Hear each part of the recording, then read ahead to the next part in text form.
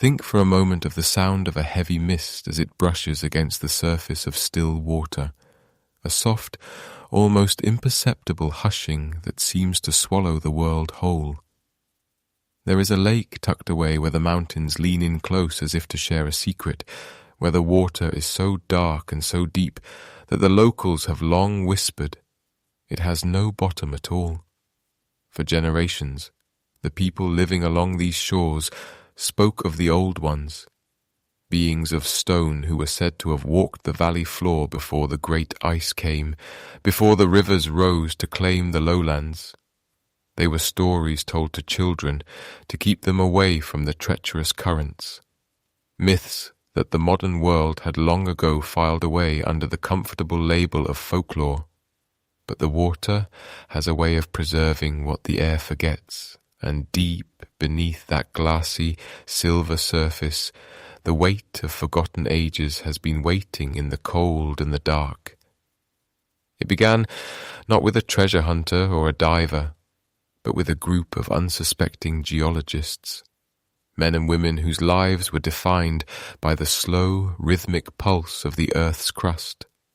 They had arrived at the lake in the early autumn, when the air turns crisp and the dragonflies hover low over the reeds, tasked with a routine survey of the lakebed. They were mapping the bathymetry, the underwater topography, looking for nothing more than shifts in the sediment or the slow crawl of tectonic plates. Their boat moved with a steady, hypnotic drone, trailing a side-scan sonar array that sent pulses of sound down through the layers of silt and time. To them, the lake was a series of data points, a grid to be filled with the cold logic of science. The first day passed in a blur of grey water and green screens, but on the second afternoon, as the mist began to roll in from the northern peaks, the sonar began to return something unusual. At a depth of nearly 300 feet, where the sunlight dies away into an eternal twilight, the smooth floor of the lake gave way to a series of jagged vertical anomalies. They were too symmetrical to be natural rock formations, yet too massive to be any known sunken vessel. As the boat circled back, the geologists watched in a growing, heavy silence as the grainy images began to resolve on their monitors. Out of the digital noise, a shape emerged, then another, and another. But before we journey deeper into the shadows of the lake floor, if you are settling in for the night and finding comfort in these echoes of the past, you are in the right place.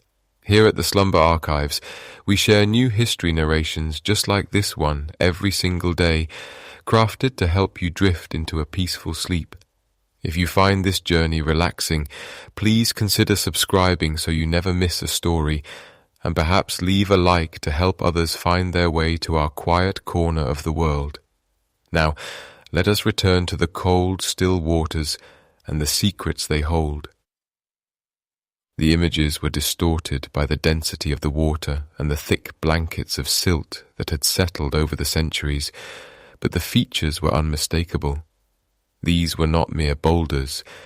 Emerging from the lake bed were humanoid faces, massive stoic countenances carved with a precision that defied the primitive tools of the era they seemed to belong to.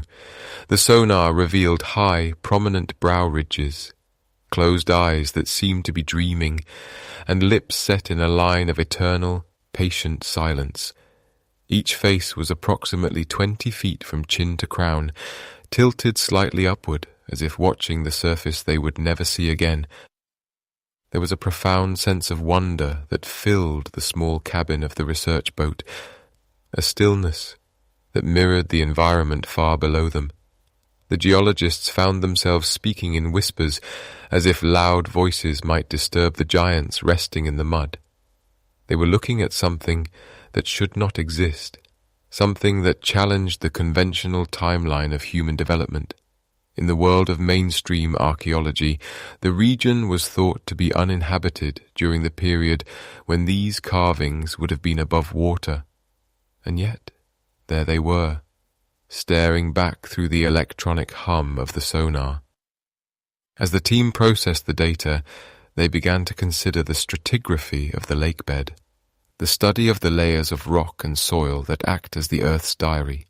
To have these faces carved into the bedrock and then submerged required a shift in the landscape so vast it could only be measured in thousands of years. It pointed toward a time before the end of the last ice age, perhaps even reaching back to the younger Dryas. This was a period of abrupt and cataclysmic climate change, roughly 12,800 years ago, when the world was plunged back into a deep freeze before a sudden, violent warming caused the sea levels to rise and the glaciers to melt into rushing torrents.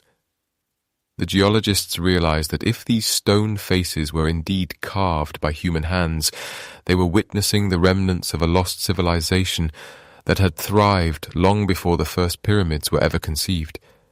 These people would have stood on dry land, perhaps in a lush green valley, and looked up at the mountains, carving their gods or their ancestors into the very bones of the earth.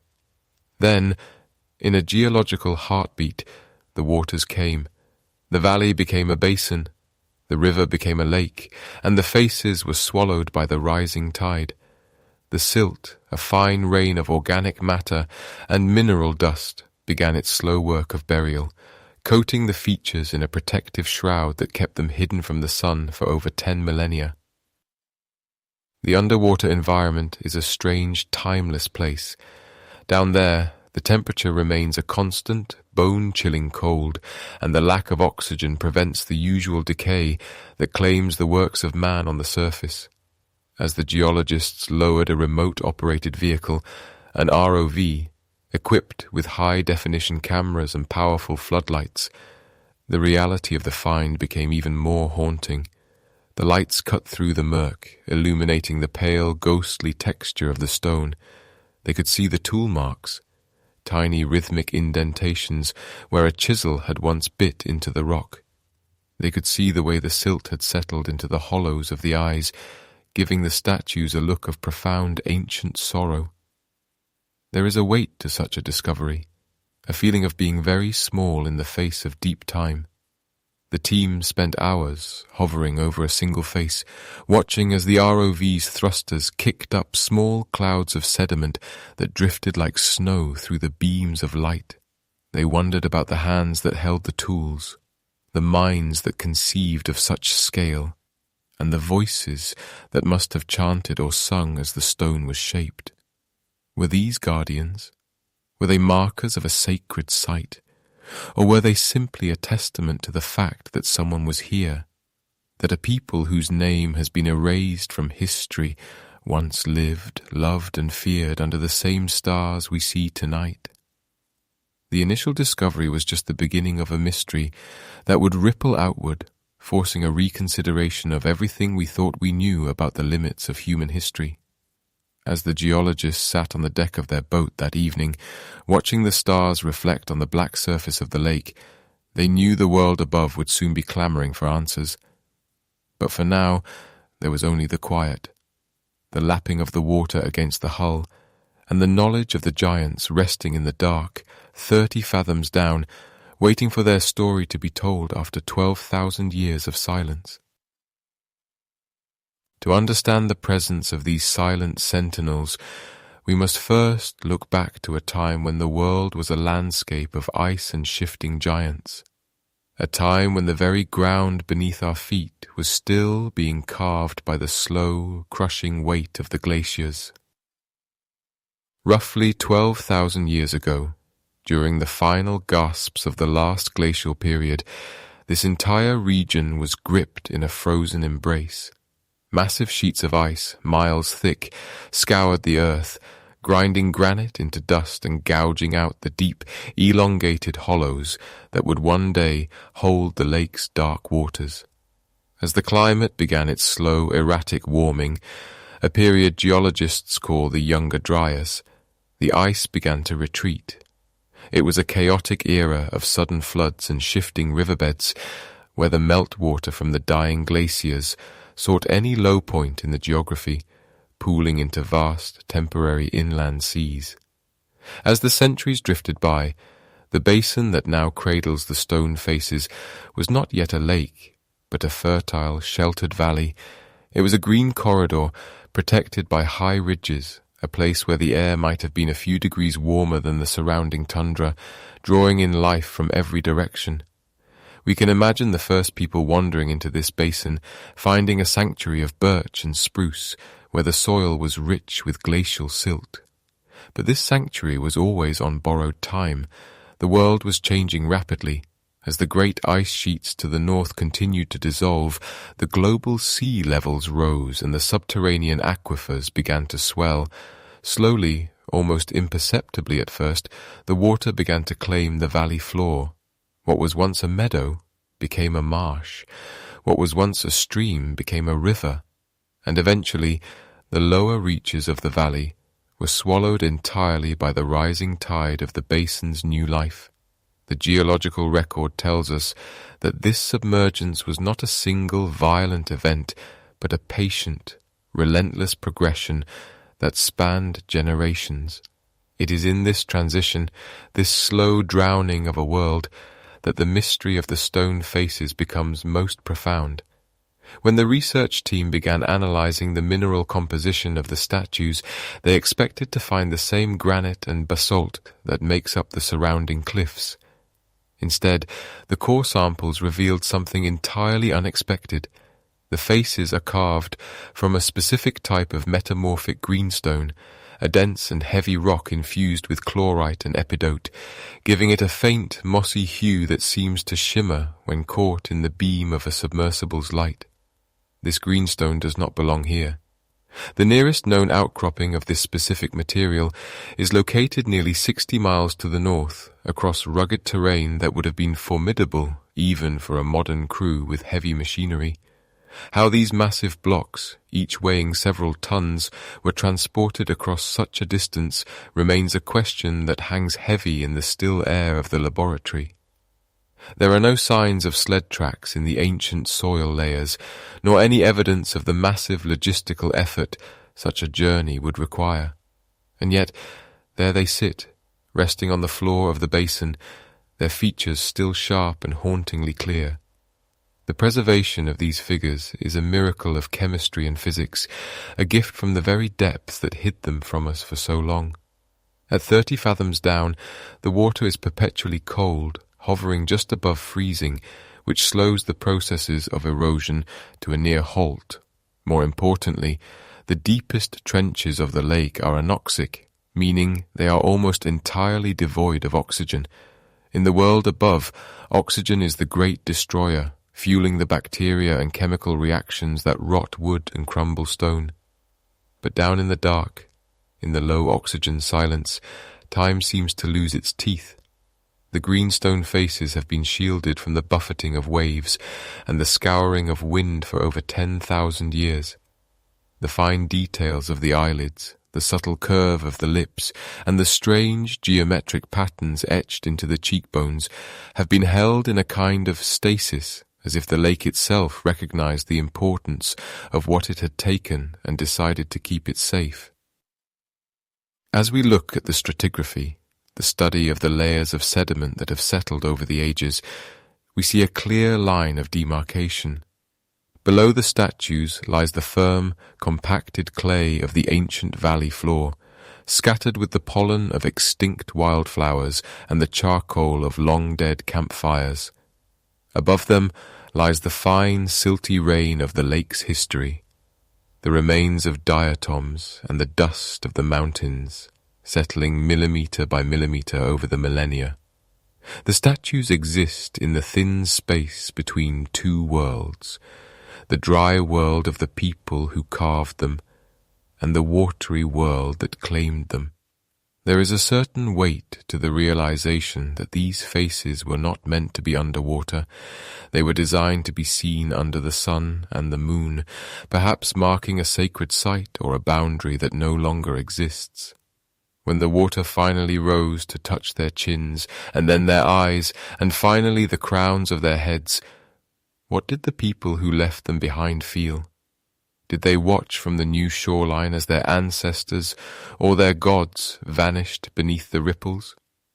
Or had the valley already been abandoned, the statues left as silent witnesses to a home that was being reclaimed by the earth? The chemistry of the greenstone suggests that it was chosen not just for its beauty, but for its endurance. It is a stone that resists the bite of the chisel, requiring immense patience and perhaps a level of technological sophistication that we have yet to fully credit to the people of the early Holocene. To work such a material implies a culture with the luxury of time, a society that could spare its most talented hands for years or even decades to shape a single face. This was not the work of a nomadic band struggling for survival. This was the work of a people who intended to leave a mark that would outlast their own lives. And so, the faces remain, anchored in the silt, surrounded by a geological history that is still being written. The lake continues to collect the debris of the modern world on its surface, but down in the basin, the ancient world is still very much present. It is a reminder of how little we truly see of the Earth's surface, and how much of our collective story is written in the places we cannot easily reach. The rising water levels that submerged this valley were part of a global transformation, a reshaping of the continents that defined the world we know today. But in that process of creation, so much was lost, tucked away in the pockets of the deep, waiting for a moment when the light of a new age might find them once again. As the geologists continue to map the floor of the basin, they find that the stone faces are not alone. There are strange rhythmic undulations in the silt around them, patterns that do not look like the work of natural currents. Some suggest they are the remains of ancient foundations, the ghost footprints of a village that once thrived in the shadow of the giants. Others believe they are simply the result of the way the water flows around the massive stones, a physical memory of the lake's movement over the centuries. Regardless of their origin, these patterns add to the sense that we are looking at a landscape that was once intensely lived in, a place of noise and heat and human emotion that has been replaced by the cold, indifferent peace of the abyss. The transition from the glacial age to our own was not a simple change of weather. It was a complete reordering of the map. And as we peel back the layers of sediment and time, we find that the map we thought we knew is only the most recent version. Beneath it lies another, more mysterious world, where stone giants watch the slow dance of the silt, and the water holds its breath, preserving the secrets of a valley that time forgot. In the deep there is no wind to weather the stone, no sun to bleach the color, and no footsteps to disturb the dust. There is only the long, slow passage of the ages and the patient wait for the world above to remember what it has lost. Whispers of stone and silt are one thing, but the cold, hard reality of a professional expedition is quite another. To move from the realm of local legend into the world of formal marine archaeology requires more than just curiosity. It requires a symphony of logistics, a gathering of minds who are comfortable with the weight of the unknown. As the first light of a grey morning touches the surface of the lake, the silence is broken not by the wind, but by the low hum of machinery. A specialized team has arrived, bringing with them the tools of the 21st century to peer into a time that precedes our modern reckoning. This was no longer a hobbyist's endeavor. It was a mobilization of expertise, bringing together marine biologists, structural engineers, and historians who specialize in the submerged world. Those who understand that the most intact ruins on our planet are often those that have been drowned. The challenges of such a mission are immense, dictated by the very geography that has kept these secrets safe for so long. At this high altitude, the air is thin and the water is unforgiving. Every breath taken by the divers must be measured, and every movement is slowed by the crushing embrace of the deep. The logistics of transporting heavy equipment to such a remote location are staggering.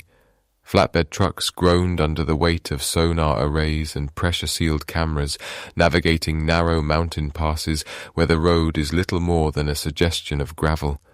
There is a specific kind of patience required for this work, a willingness to spend days calibrating sensors and checking seals, knowing that the lake does not give up its treasures easily. The water here is a world of its own, governed by thermoclines, layers of temperature that can shift from cold to freezing in the span of a few feet, and a visibility that can vanish in an instant if the silt is disturbed. As the base camp took shape on the rocky shoreline, the team prepared to deploy their most sophisticated eyes, the remotely operated vehicles, or ROVs. These are the silent scouts of the abyss, tethered to the surface by long umbilical cables that carry power down and high-definition data back up. Unlike human divers, who are limited by the nitrogen in their blood and the ticking clock of their oxygen tanks, the ROVs can linger. They can hover in the darkness for hours, their mechanical arms steady, their lenses capturing every minute detail of the lake bed.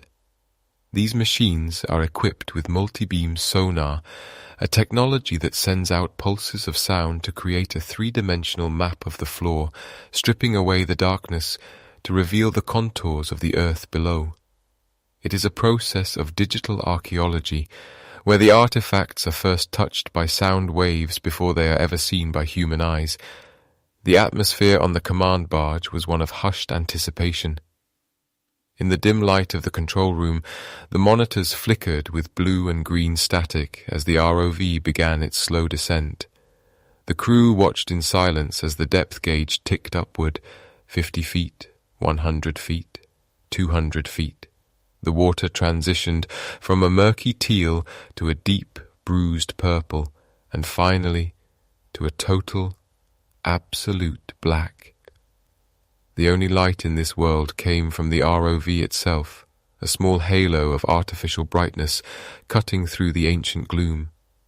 They were looking for anomalies in the stratigraphy, the study of rock layers that usually tells the story of how the earth was built over millions of years. But here they were looking for something that defied the natural order. They were looking for the hand of man where only the hand of nature should be. The descent felt as though it lasted for hours, a slow-motion fall into the basement of time, and then the sonar began to ping with a new rhythm. The flat, featureless plains of the lake bottom were giving way to something vertical, something sharp. The pilot adjusted the thrusters, and the ROV drifted forward, its floodlights carving a path through the suspended sediment. At first, there was only a wall of grey stone, coated in a fine velvet of algae. But as the camera tilted upward, the shadows began to resolve into shapes that the human mind recognizes instantly, no matter how much time has passed. A collective breath was held in the small cabin as the first face was fully illuminated. It was not a trick of the light, nor was it a natural rock formation carved by the whims of erosion. It was a face, immense and stoic, with a broad brow and eyes that seemed to be closed in a deep, eternal sleep.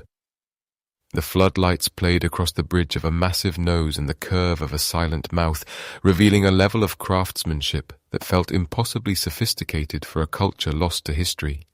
The stone was cold and heavy, yet the expression held a strange, haunting warmth, as if the person who carved it had intended for the statue to breathe. The crew, seasoned professionals who had seen wrecks and ruins across the globe, sat in a stunned, heavy silence.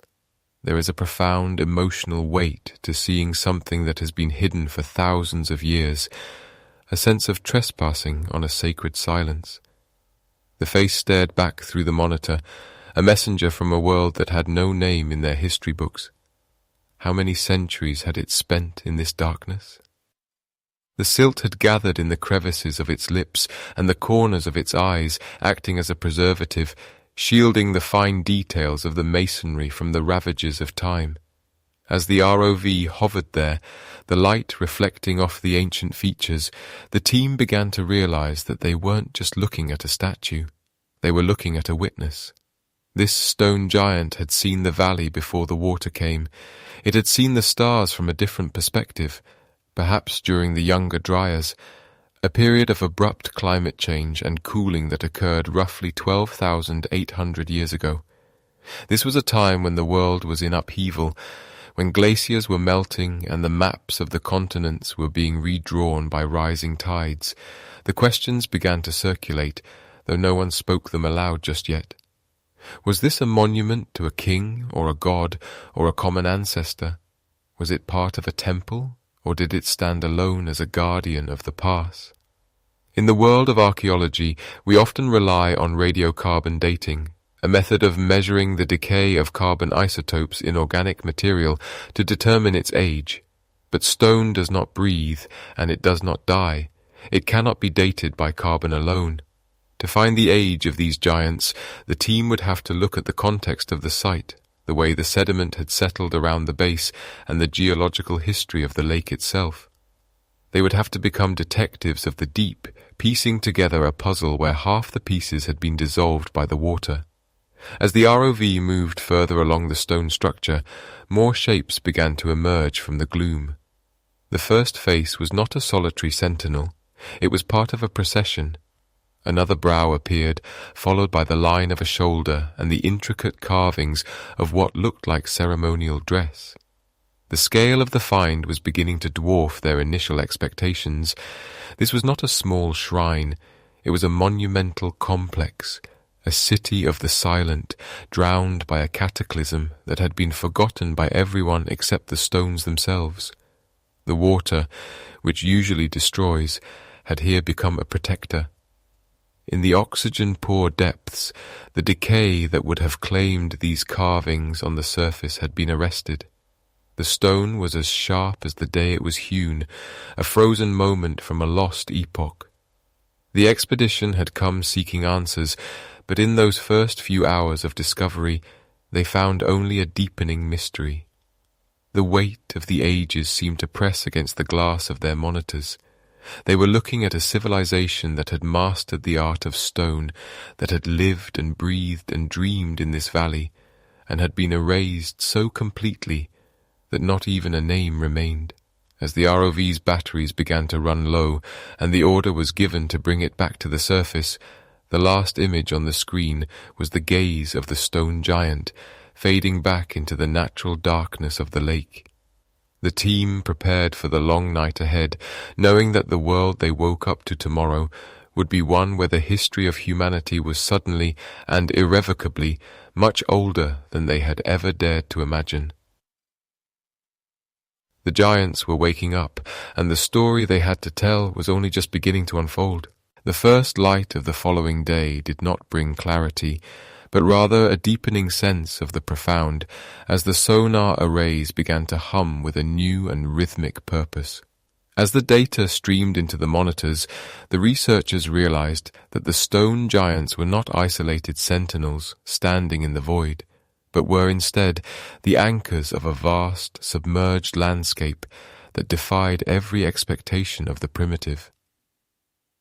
It began with the detection of straight lines, long, uncompromising strokes of geometry that sliced through the chaotic silt of the lakebed. These were not the jagged edges of natural rock or the random debris of a shifting shoreline, but the unmistakable signatures of human intent. As the mapping software stitched the pings together, a skeleton of a lost world began to emerge from the green-grey gloom. The stone faces were merely the focal points of a massive, organized architectural grid, a plaza so expansive that it seemed to swallow the very idea of a simple tribal settlement. The team watched in a hushed, reverent silence as the screen revealed a network of stone pathways, wide and level, radiating outward from the central figures like the spokes of a great silent wheel. These were not mere footpaths worn into the earth by the passage of feet, but engineered causeways composed of massive, interlocking blocks that had remained remarkably level despite the weight of the water and the passage of thousands of years. Between these paths, the sonar picked up the silhouettes of hundreds of smaller pillars, some standing tall and proud, others leaning at precarious angles as if tired from their long vigil. They formed corridors and enclosures, creating a sense of rhythm and repetition that suggested a culture obsessed with order, symmetry, and perhaps the divine. As the mapping expanded to cover several acres of the lake bed, the sheer scale of the site became the primary source of wonder. This was no mere village, it was a ceremonial complex of staggering proportions, a place where thousands could have gathered under the open sky before the waters rose to claim it. The geometric precision of the layout was what struck the archaeologists most deeply. The angles were too sharp, the alignments too consistent to be accidental. When the team overlaid the site map with star charts from 10,000 years ago, the results were chillingly accurate. The central plaza appeared to be a mirror of the heavens, with the primary causeways aligned perfectly with the rising and setting points of the solstice suns during the Younger Dryas, a period of intense cooling and climatic upheaval that occurred roughly 12,800 years ago. In archaeology, we often speak of stratigraphy, which is simply the study of layers in the earth, where the deeper you dig, the further back in time you travel. But here, the stratigraphy was horizontal, laid out across the floor of the lake for all to see, if only they had the technology to look. The site spoke of a civilization that possessed a sophisticated understanding of mathematics and engineering long before the first stones of the pyramids were even quarried. To move such weight, to align it with the movements of the celestial bodies, required a level of social organization and shared knowledge that mainstream history usually reserves for much later epochs. The silence of the lake bed was not the silence of an empty place, but the heavy, expectant silence of a library, where the books have been closed for a very long time. As the remotely operated vehicle glided further along the northern perimeter, it encountered a series of stone basins carved directly into the bedrock and connected by narrow channels. The water within the lake was still, but one could almost imagine the sound of liquid flowing through these conduits in a time when the air was crisp and the sun warmed the grey stone. Were these for ritual purification? Or perhaps a complex system of water management that sustained a thriving population? The questions multiplied with every meter of progress. The pillars surrounding these basins were adorned with faint, weathered carvings, concentric circles, zigzags, and what appeared to be stylized representations of the very stars they were built to track. The scale of the site continued to grow, spanning across what would have been a high, prominent plateau overlooking a fertile valley before the glacial meltwater transformed the landscape forever. It is a humbling thought to realize that for every acre they mapped, there seemed to be 3 more hidden just beyond the reach of the current sensors. The team began to refer to the area as the Sunken Plaza, a name that felt both descriptive and woefully inadequate for the majesty of what they were witnessing. The stone pathways led to smaller, circular foundations that might have once supported structures of wood or thatch, now long since dissolved into the currents of time, leaving only their stony footprints behind. There is a specific kind of melancholy that comes with discovering a place that was built to last forever, only to be forgotten by the very species that created it. The precision of the layout suggests a people who believed their world was stable, who trusted in the permanence of their stone and the reliability of their stars. And yet, the lake now sits over them, a heavy shroud of cold water that muffles the echoes of their songs and the footsteps of their children. The researchers found themselves speaking in lower tones, as if afraid to wake something that had finally found peace in the depths. The mapping process revealed that the entire complex was oriented toward a specific mountain peak on the distant horizon, a peak that would have stood as a jagged sentinel against the dawn 10 millennia ago. This suggests that the site was not just a city or a temple, but a terrestrial anchor for a much larger sacred geography, a way for ancient humans to stitch their lives into the fabric of the earth and the cosmos simultaneously. The use of such massive stones, some weighing upwards of 20 tons, implies the use of tools and transport methods that we are only beginning to speculate upon. Perhaps they used rollers or complex systems of levers, or perhaps they understood something about the physics of weight and balance that we have since lost in our reliance on internal combustion and steel. As the sun began to dip below the surface of the lake in the world above, the lights of the underwater drones cast long, haunting shadows across the sunken plaza. The shadows moved over the stone pathways, giving the illusion of movement, as if the city were momentarily flickering back to life. The team noted that the central pillars were not just markers, but appeared to be part of a sophisticated acoustic design. Even now, under the pressure of the water, the arrangement of the stones created strange echoes and resonances when the sonar pulses hit them, suggesting that in the open air, this plaza might have acted as a giant resonator, amplifying the voices of priests or the rhythmic beating of drums until the very ground vibrated with sound. We are often told that history is a straight line of progress, a steady climb from the primitive to the technological. But standing in the control room, watching the grid of a 10,000-year-old metropolis emerge from the silt, one is forced to consider that history may be more like the tide, rising and falling, advancing and retreating, leaving behind only the heaviest of stones to tell the tale of the high water marks. The sunken plaza is a reminder of one of those peaks, a moment in the deep past when humanity reached for the stars and built a mirror for them on the ground. The mapping project would take weeks, perhaps months, to complete, but the initial findings were enough to change everything. The sheer acreage of the site meant that this was not a nomadic camp, but a fixed point of civilization, a hub of culture and commerce that thrived in a world we are only just beginning to map. As the ROV was finally steered back toward the surface for the night, its camera caught one last glimpse of a long, straight causeway disappearing into the darkness of the deeper water. It seemed to beckon, a silent road leading further back into the shadows of prehistory, promising that the most significant discoveries were still waiting in the cold, quiet dark.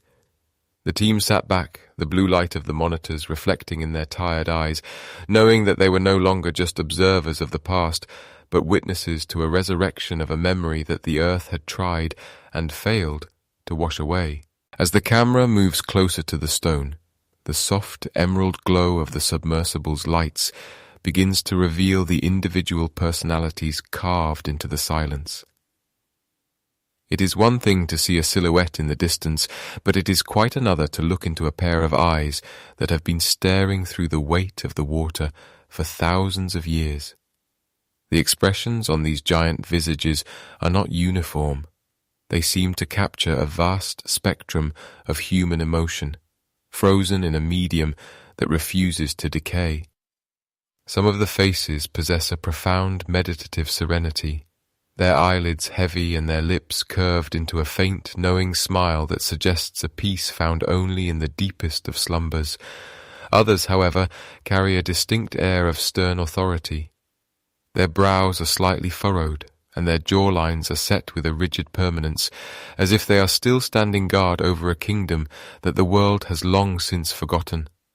The level of detail achieved by these ancient stonemasons is nothing short of breathtaking, especially when one considers the sheer scale of the work.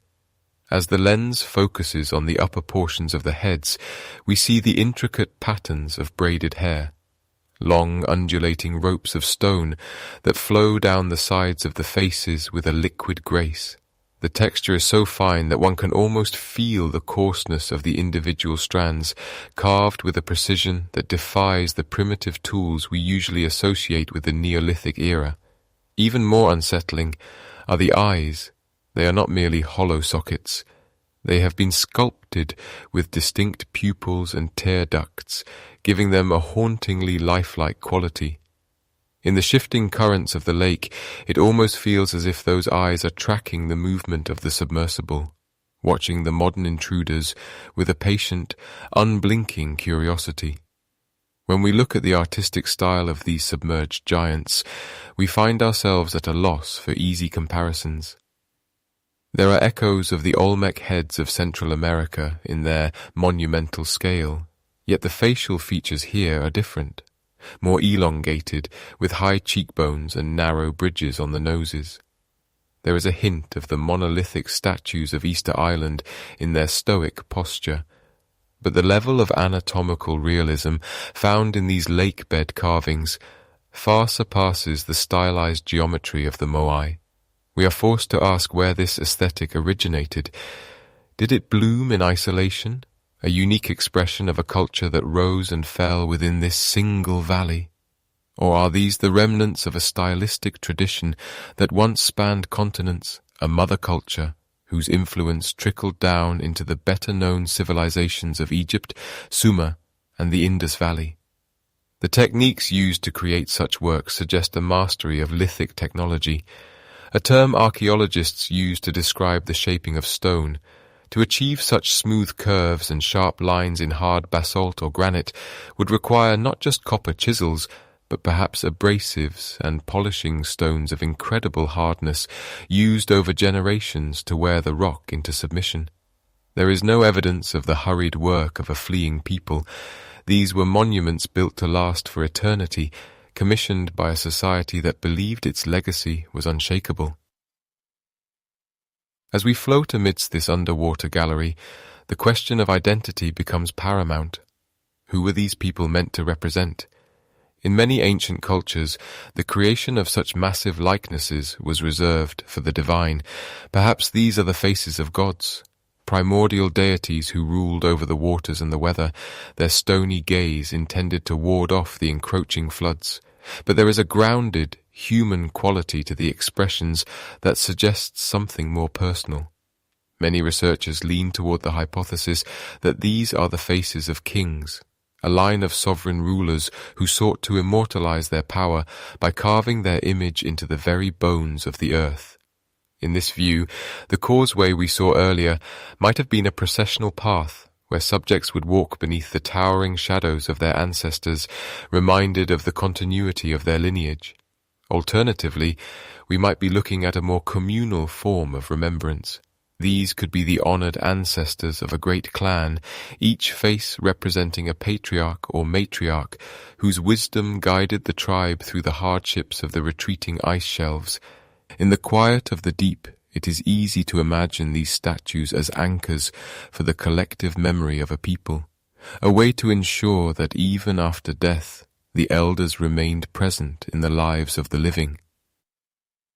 The sheer effort required to carve and transport these multi-ton blocks suggests a society with a highly organized labor force and a shared spiritual vision. This was not the work of nomadic hunter-gatherers moving from camp to camp, but of a settled, sophisticated community with the surplus resources to dedicate years to the pursuit of art and ritual. The mystery deepens when we consider the placement of the statues. They do not appear to have fallen from a height, nor were they tossed haphazardly into the depths. They are upright, or leaning slightly as the sediment has shifted beneath them, suggesting they were intentionally positioned on what was once dry land, perhaps a sacred plaza or a cliffside overlooking the valley.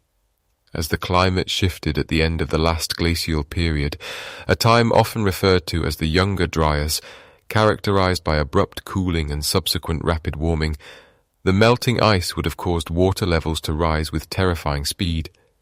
We must wonder if the people who carved these faces watched the water slowly lap at the feet of their gods, until the very features they had labored to perfect disappeared beneath the waves.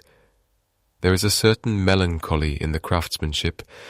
Each braid of hair, each curve of the ear, speaks of a hand that cared deeply for the finished product. These were not merely icons, they were vessels of identity. And yet, for all their detail, they remain anonymous. We do not know the names of the artists, nor the names of the beings they depicted.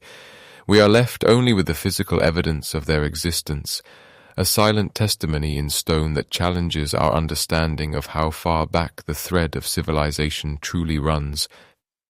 The stratigraphy, or the study of the layers of earth and sediment, suggests that these faces have been submerged for nearly 11,000 years.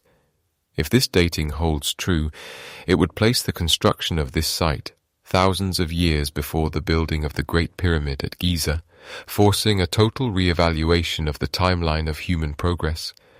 As the submersible continues its slow, rhythmic patrol, the light catches a specific detail on one of the larger heads. Near the temple, there is a faint symbol carved into the stone, a series of interlocking circles and lines that do not resemble any known writing system. It is a geometric language, perhaps a map of the stars or a record of the tides. It serves as a reminder that these people were not just artists, but observers of the natural world, possessing a knowledge of mathematics and astronomy that we are only just beginning to glimpse. The complexity of the carving techniques, combined with this potential symbolic language, paints a picture of a world that was far from primitive. The weight of the ages seems to press in on us here. We are looking at a chapter of the human story that was ripped out and cast into the water, leaving only these stone fragments to tell the tale. The faces remain stoic, their expressions unchanged by the centuries of darkness or the pressure of the lake. They have seen the world change from a frozen wasteland to a lush valley, and finally to this watery tomb. And as we drift past the last of the braids and the final, serene smile of a forgotten king, we are left with the chilling realization that much of our history is not written in books, but hidden in the places where the light cannot reach, waiting for a moment when the earth decides to give up its secrets. The journey along the causeway continues, and as the silt settles behind us, the faces fade back into the green gloom, returning to their long, silent vigil over the mysteries of the deep. The silence of the underwater world is not a void, but a weight, a heavy, liquid pressure that seems to press the secrets of the stones deeper into the silt with every passing century. As we move away from the haunting gaze of the monoliths, the mind naturally begins to seek the fingerprints of the makers, those tangible signs of labor that might ground these ethereal faces in a reality we can understand. In the logic of our modern world, every great construction leaves a scar upon the land, a trail of debris, broken tools, and the discarded remnants of a workshop. Yet, as the divers sweep their lights across the floor of the basin, searching for the chisels and hammers that birthed these giants, they find a landscape that is unnervingly clean. There is a specific kind of quiet that accompanies a missing piece of history.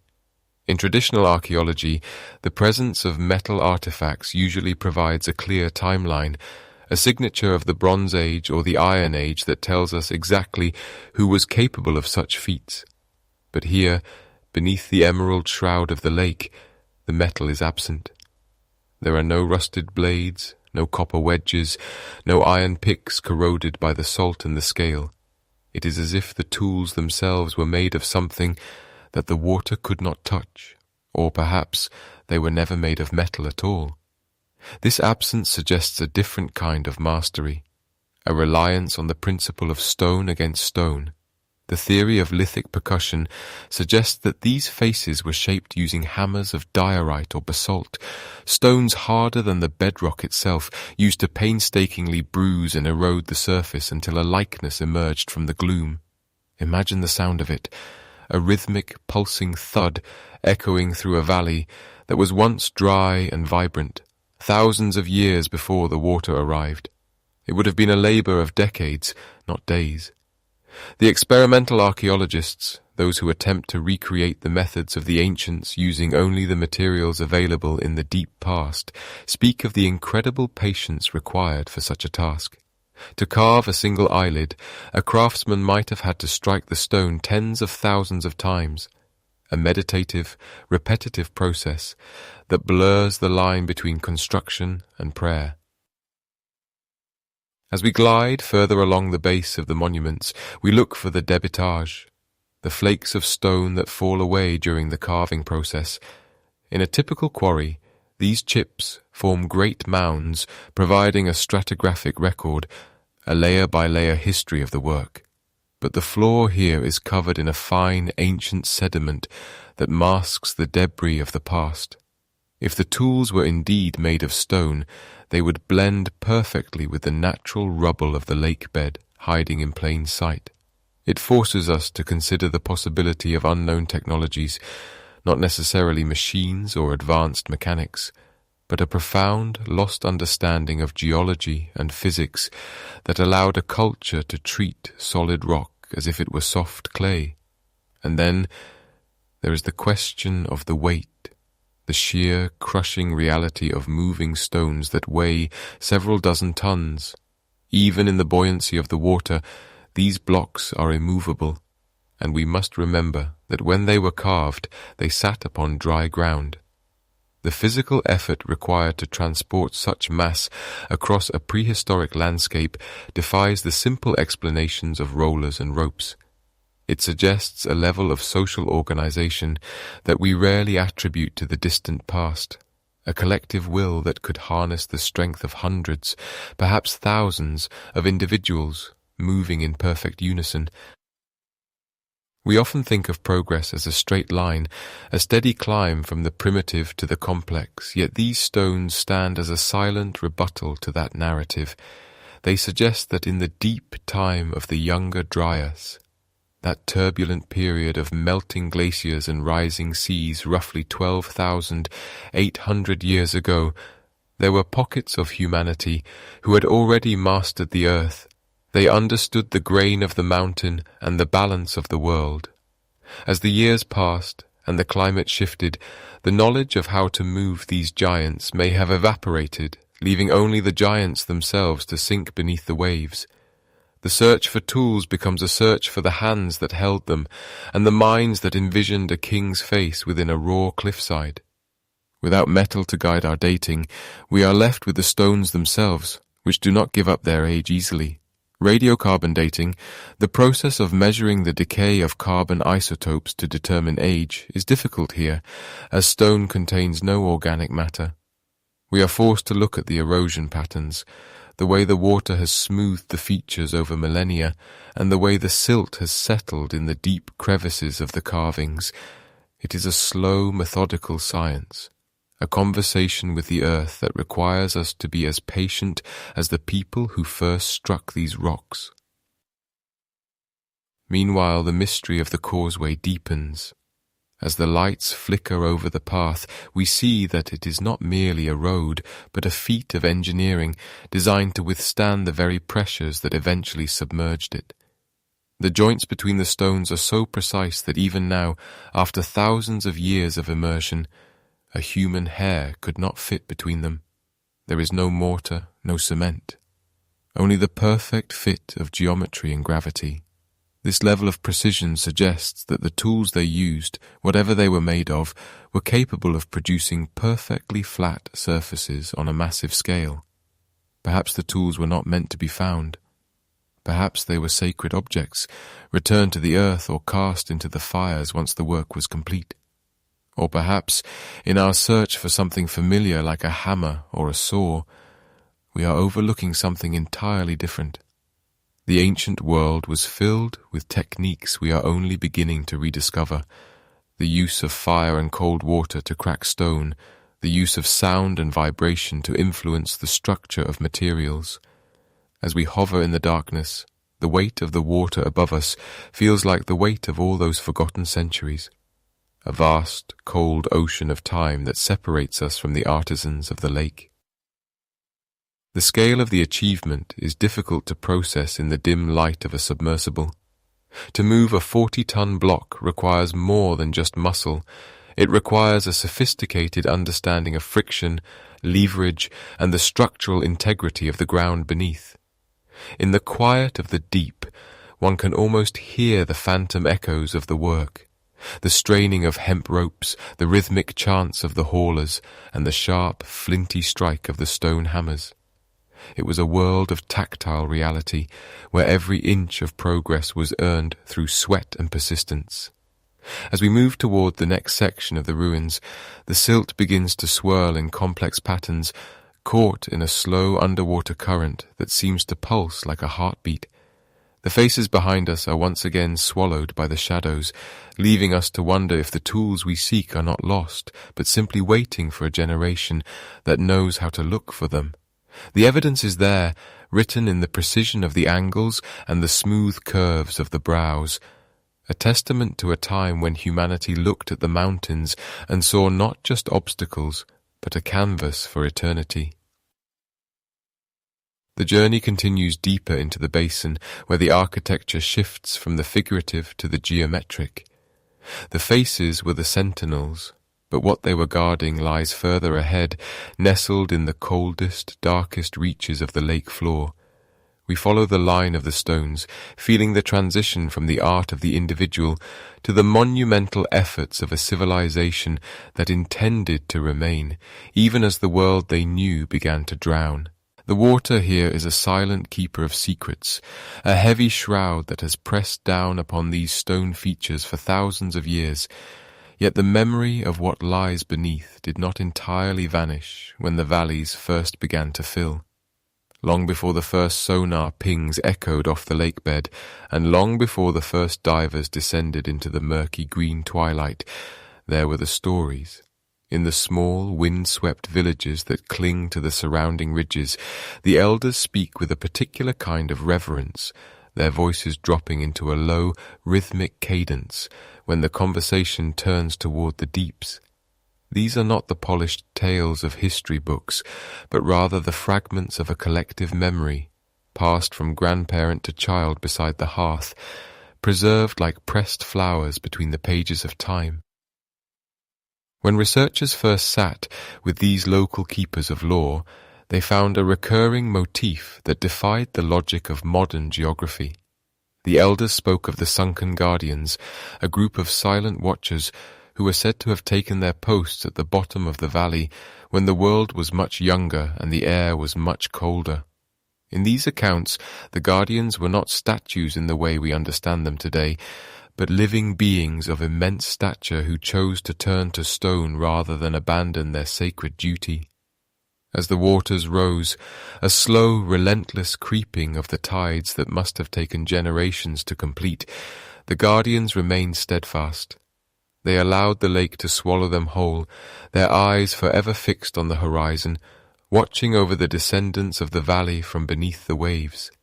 It is a haunting image, this idea of a subterranean vigil that has outlasted empires and ice ages alike. The linguistic threads woven into the local dialect offer even more startling clues, acting as a sort of verbal archaeology for those patient enough to listen. There are specific words used by the oldest residents, archaic terms that do not appear in the standard lexicons of the region.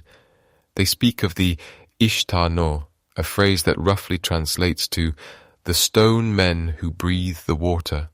To a casual visitor, this might sound like mere poetic flourish, a metaphor for the jagged rocks that break the surface during a particularly dry summer.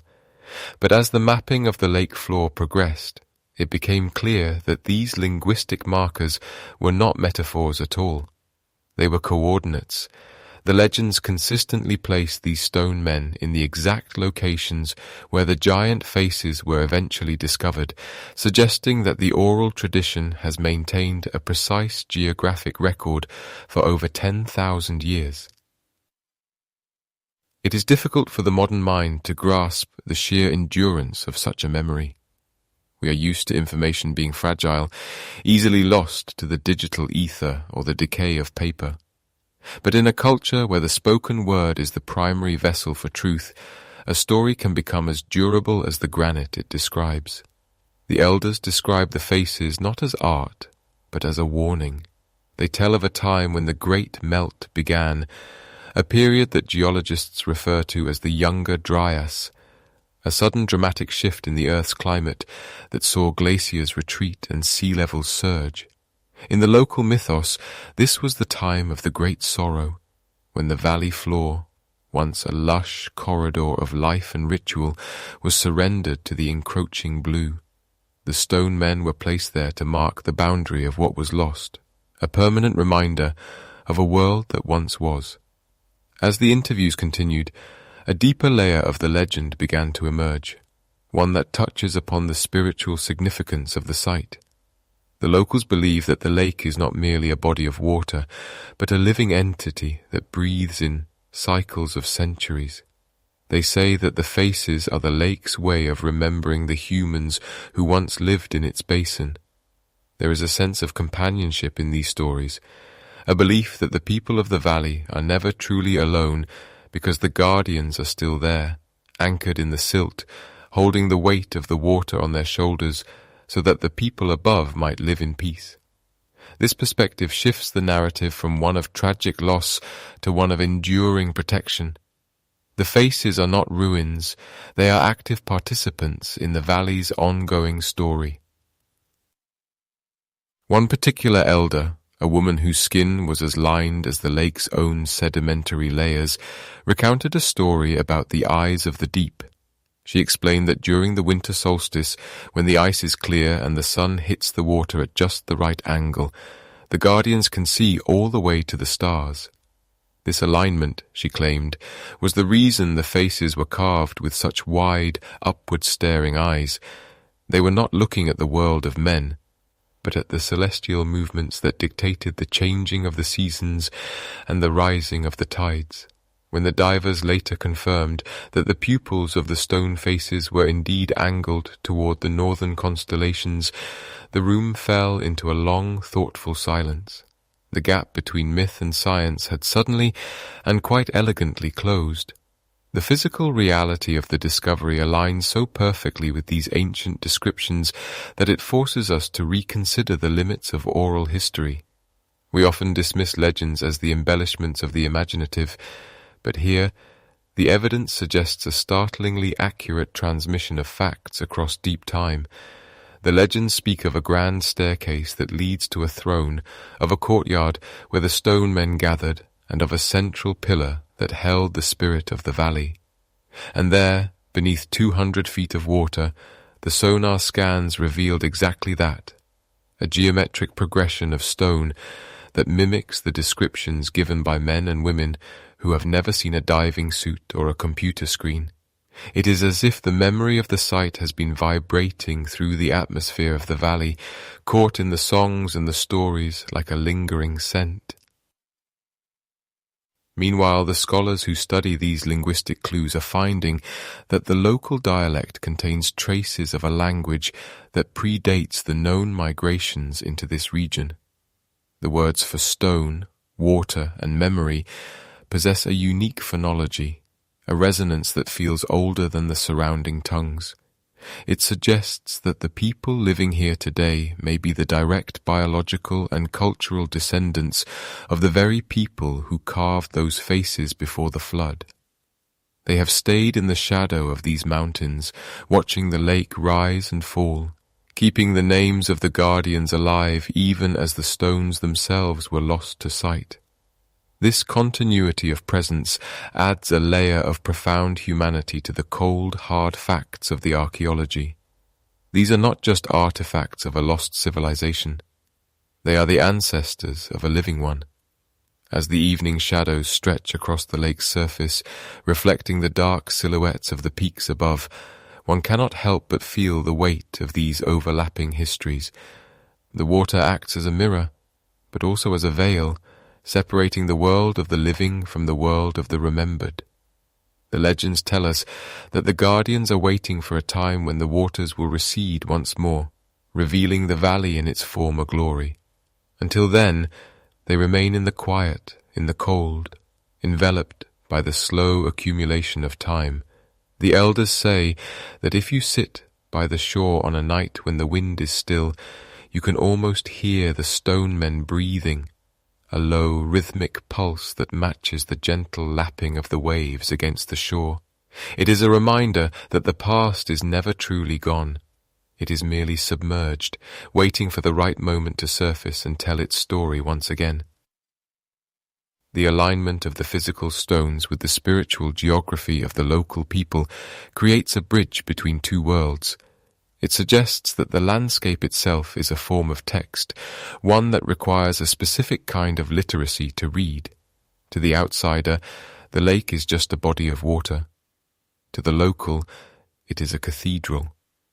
To the archaeologist, it is a puzzle of stratigraphy, the study of rock layers and submerged topography. But to the guardians themselves, if they could still feel the passage of the years, it is simply home. They have become part of the geology, their features smoothed by the current, their expressions softened by the growth of freshwater sponges and the fine dusting of silt. They are the quietest witnesses to the passage of 10,000 years, standing as a testament to the fact that even when a civilization is erased from the map, its echoes remain in the voices of those who stayed behind. To touch the truth of these stones, one must look past the artistry and into the very earth that cradles them. In the quiet, pressurized darkness of the lake floor, the researchers began a process of delicate extraction, pushing long, hollow tubes into the floor of the basin to pull up what are known as sediment cores. These cylinders of mud and clay are essentially time capsules, layers of history pressed thin by the weight of the water and the relentless march of the centuries. As the scientists worked, the surface of the lake remained glass-like and indifferent, but beneath the waves, they were peeling back the skin of the world to see what lay beneath the feet of the giants. When the samples were brought to the surface and analyzed, they revealed something that troubled the established timeline of this region, a layer of organic matter, ancient peat and wood fragments, trapped at the very base of the stone structures. Through the process of radiocarbon dating, measuring the steady decay of carbon atoms to determine the age of once living things, the results began to whisper a date that many in the academic community found difficult to accept. The numbers pointed back far beyond the arrival of the known local cultures, back to a time when the world was shaking off the final, icy grip of the younger dryas. This was a period of abrupt climatic change, a final shivering gasp of the Ice Age that occurred roughly 12,800 years ago. The data suggested that the organic material found beneath the foundation of the faces dated to a time when this deep, cold lake did not even exist. Instead of a silent underwater graveyard, the site would have been a high, dry plateau, perhaps overlooking a fertile valley, where the air was crisp and the sound of wind through the grass was the only music. This revelation creates a profound chronological anomaly, a fracture in the story we have told ourselves about the progress of human history. If the dates are correct, it implies that a civilization possessed the skill, the social organization, and the profound artistic vision to carve these monoliths at a time when conventional history suggests humanity was still living in small nomadic bands of hunter-gatherers. It suggests a culture that was thriving before the Great Melt, before the rising waters reclaimed the lowlands and turned this sacred ground into a sunken memory. As the years passed and more data was gathered, the debate within the halls of archaeology grew increasingly heated. There is a certain comfort in a linear timeline, a steady climb from the primitive to the complex, but the stones at the bottom of the lake refuse to fit into such a simple box. Some scholars argue that the organic material must have been washed under the stones at a much later date, perhaps through some underwater landslide or a shift in the currents that we do not yet fully understand. They point to the lack of traditional tools found at the site. No copper chisels, no discarded flint, nothing but the silent, finished faces. This lack of evidence is used as a shield against the radical idea of a pre-glacial civilization, and yet the stratigraphy, the study of the layers of soil and rock, presents a stubborn counter-argument. The way the silt has settled around the base of the carvings suggests a slow, natural accumulation that has not been disturbed for thousands of years. It is as if the lake itself is acting as a protective vault, keeping the secret of the timeline safe from those who would try to force it into a more convenient shape. We are left to wonder about the implications of a society that could move and shape such immense weight before the invention of the wheel or the dawn of agriculture as we know it. The controversy is not merely about dates and numbers. It is about the very definition of what it means to be civilized. If these faces were carved 10,000 years ago, then the people who made them were not just survivors of a harsh world, but architects of a spiritual landscape. They saw something in the stone that required them to stay in one place, to labor for generations, and to leave a mark that would endure even if the world they knew was drowned. Meanwhile, the academic community remains divided, with some calling for more extensive excavations and others warning against the dangers of fringe theories that challenge the established record. But the evidence of the sediment cores is difficult to dismiss. It tells a story of a landscape that changed beneath the feet of those who lived there, a story of a valley that became a lake and a temple that became a reef. The presence of the giants suggests that our ancestors were far more capable and perhaps far more ancient than the ink in our textbooks currently allows. In the stillness of the laboratory, where the sediment cores are laid out like the pages of a forgotten book, the weight of deep time becomes palpable. One can almost feel the transition of the ages, the way the climate shifted, the way the forests retreated, and the way the water began its slow, inevitable rise. The chronological anomalies found here suggest that we are looking at a ghost of a world that existed before the Great Flood. Myths were even a whisper in the human mind. Perhaps these stones were not meant to be found by us at all. Perhaps they were meant to be reclaimed by the earth, hidden away in the one place where the wind and the sun could no longer erode their features. As we struggle to reconcile the radiocarbon dates with our understanding of the past, the faces remain indifferent to our confusion. They have seen the stars shift in the sky and the mountains change their shape. To them, 1,000 years is but a heartbeat, and the debate of men is nothing more than the ripples on the surface of the water, far above their heads. As the research continues, each new sample brings with it a fresh set of questions that seem to stretch the limits of what we know. We are forced to consider the possibility that history is not a straight line, but a series of peaks and valleys, with entire chapters of the human experience lost in the shadows of the prehistoric world. The mystery of the lake floor is a reminder that we are walking upon the ruins of countless forgotten dreams.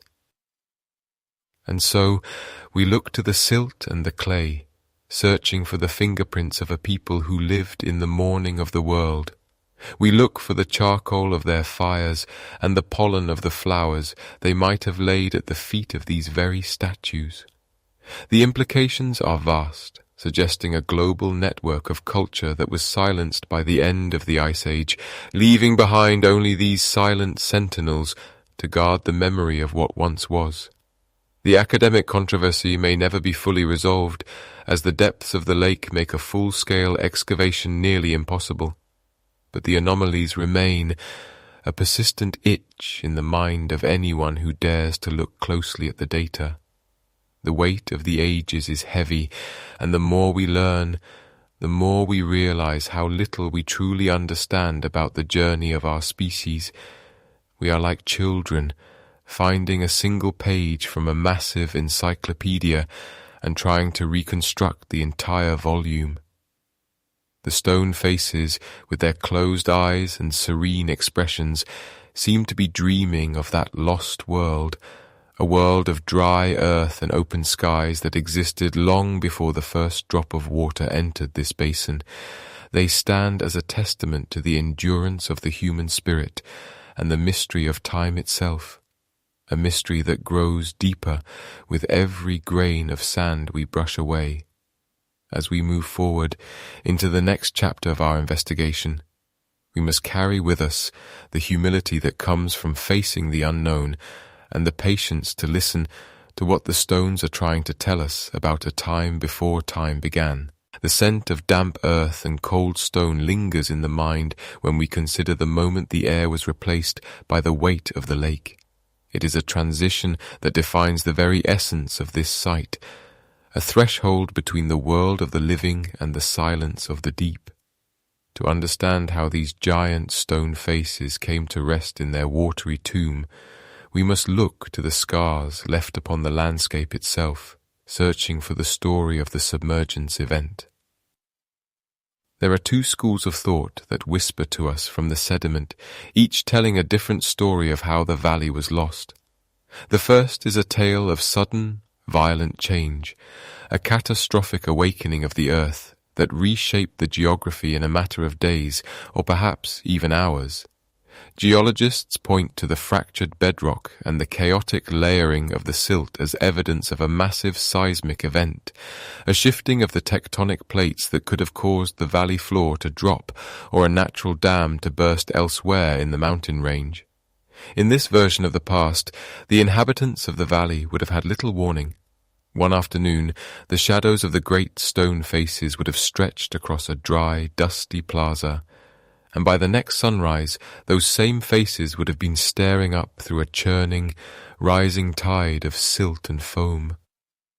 As we examine the stratigraphy, the layering of the earth that acts as a physical timeline of the past, we see moments of intense turbulence.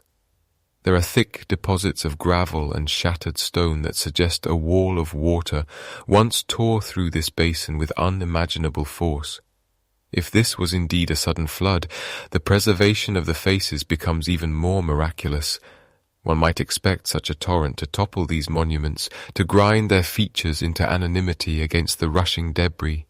Yet they remain upright, their expression serene despite the chaos that must have surrounded them. It is as if they were anchored not just into the ground, but into the very fabric of the valley's destiny. Meanwhile, a second theory suggests a much slower, more patient transformation, a gradual rise of the waters that took place over decades or even centuries. This narrative is tied to the end of the last great ice age, a period known to researchers as the Younger Dryas, a time of erratic climate shifts and the melting of massive glacial sheets. As the world warmed, the high mountain glaciers would have wept into the lowlands, filling the basins drop by drop, inch by inch. In this scenario, the submergence was not a singular event of terror, but a long, melancholic goodbye. Imagine the generation that saw the water first touch the base of the statues. Perhaps they built small walls to hold back the tide, or perhaps they simply watched with a sense of quiet inevitability as the lake claimed their sacred ground. As the years passed, the plaza would have become a marsh, then a shallow pond, and finally a deep, dark abyss. This slow rise would explain why the faces are so perfectly preserved. The water did not come as a destroyer, but as a shroud, gently laying down layers of fine clay that protected the stone from the eroding touch of the wind and the sun. The lake did not erase the site. It placed it in a state of suspended animation, a time capsule waiting for a future that could not yet be imagined.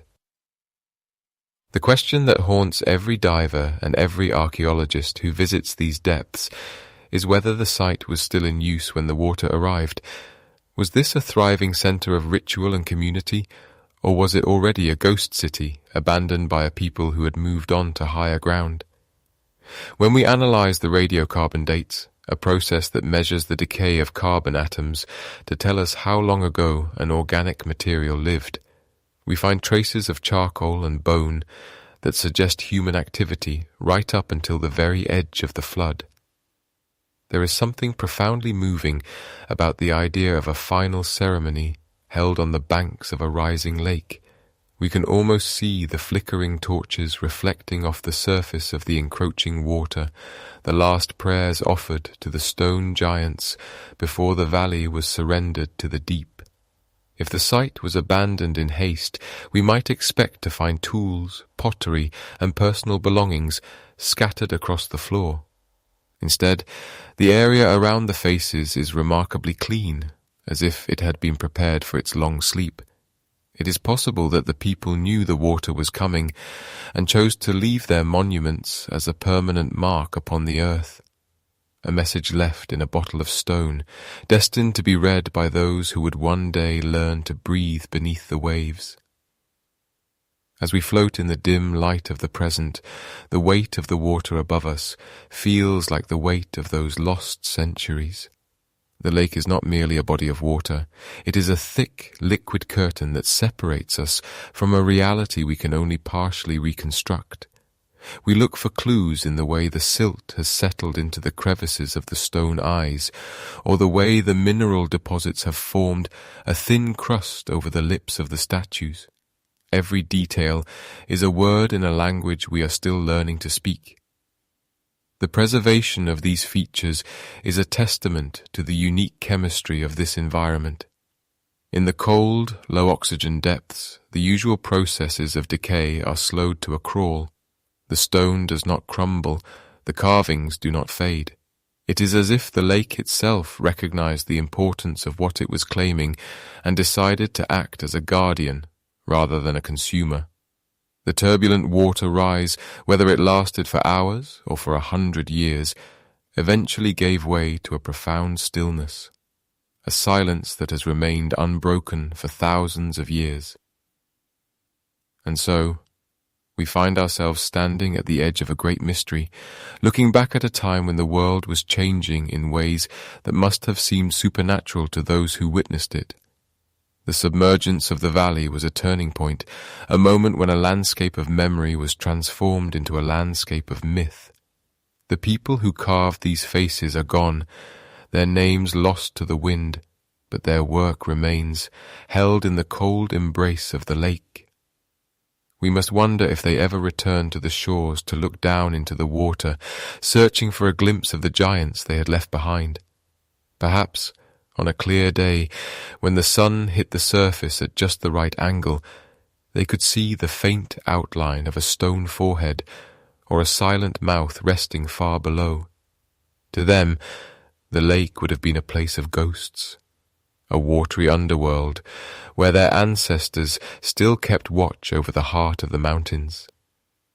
As we continue our investigation, we move deeper into the shadows of the past, guided by the steady pulse of our own breathing and the quiet presence of the stones. The story of the flood is only one chapter in the biography of this place, but it is the chapter that defines its current existence. It is the reason we are here, hovering in the blue twilight, seeking a connection with a world that was drowned before the first cities of our known history were even a dream in the minds of men.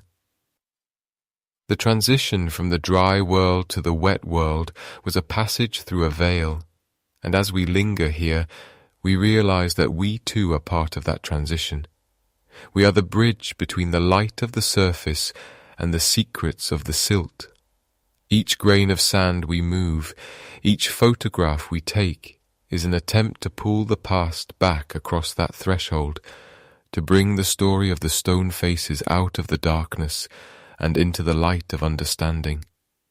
But the lake does not give up its secrets easily. It demands patience, it demands respect, and it reminds us with every cold current that brushes against our skin that some things are meant to be kept in the deep, protected by the water and the long, slow march of time.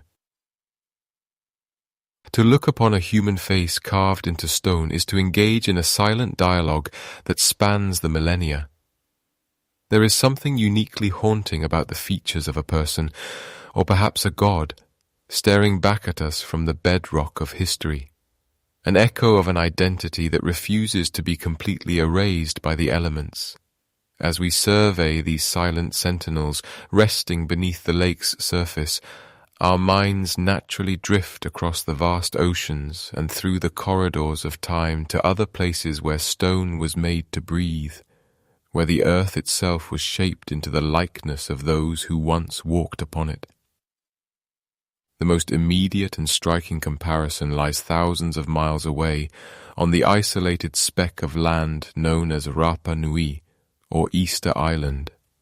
There, the Moai stand in their hundreds, massive, monolithic figures with elongated features and heavy brows, gazing inland over the territory of the ancestors.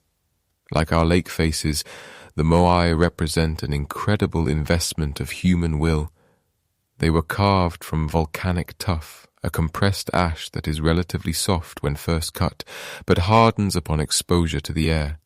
In the depths of the lake, we see a similar preoccupation with the monumental, a desire to create something that would outlast the flesh, outlast the memory of names, and perhaps even outlast the land itself. Yet, while the Moai are famous for their stylized, almost geometric austerity, the faces found beneath these waters possess a different kind of energy. They are more organic, more integrated into the natural contours of the boulders from which they emerge. Where the Moai feel like they were placed upon the landscape, these lake faces feel as though they were summoned out of it, as if the sculptor merely whispered to the stone until the spirit within decided to show itself.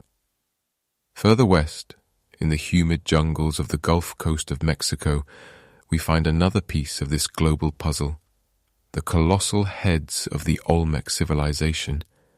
These massive basalt sculptures, some weighing as much as 40 tons, date back to at least 1,200 years before the Common Era. They are masterpieces of realism, depicting individuals with distinct expressions, headgear, and features.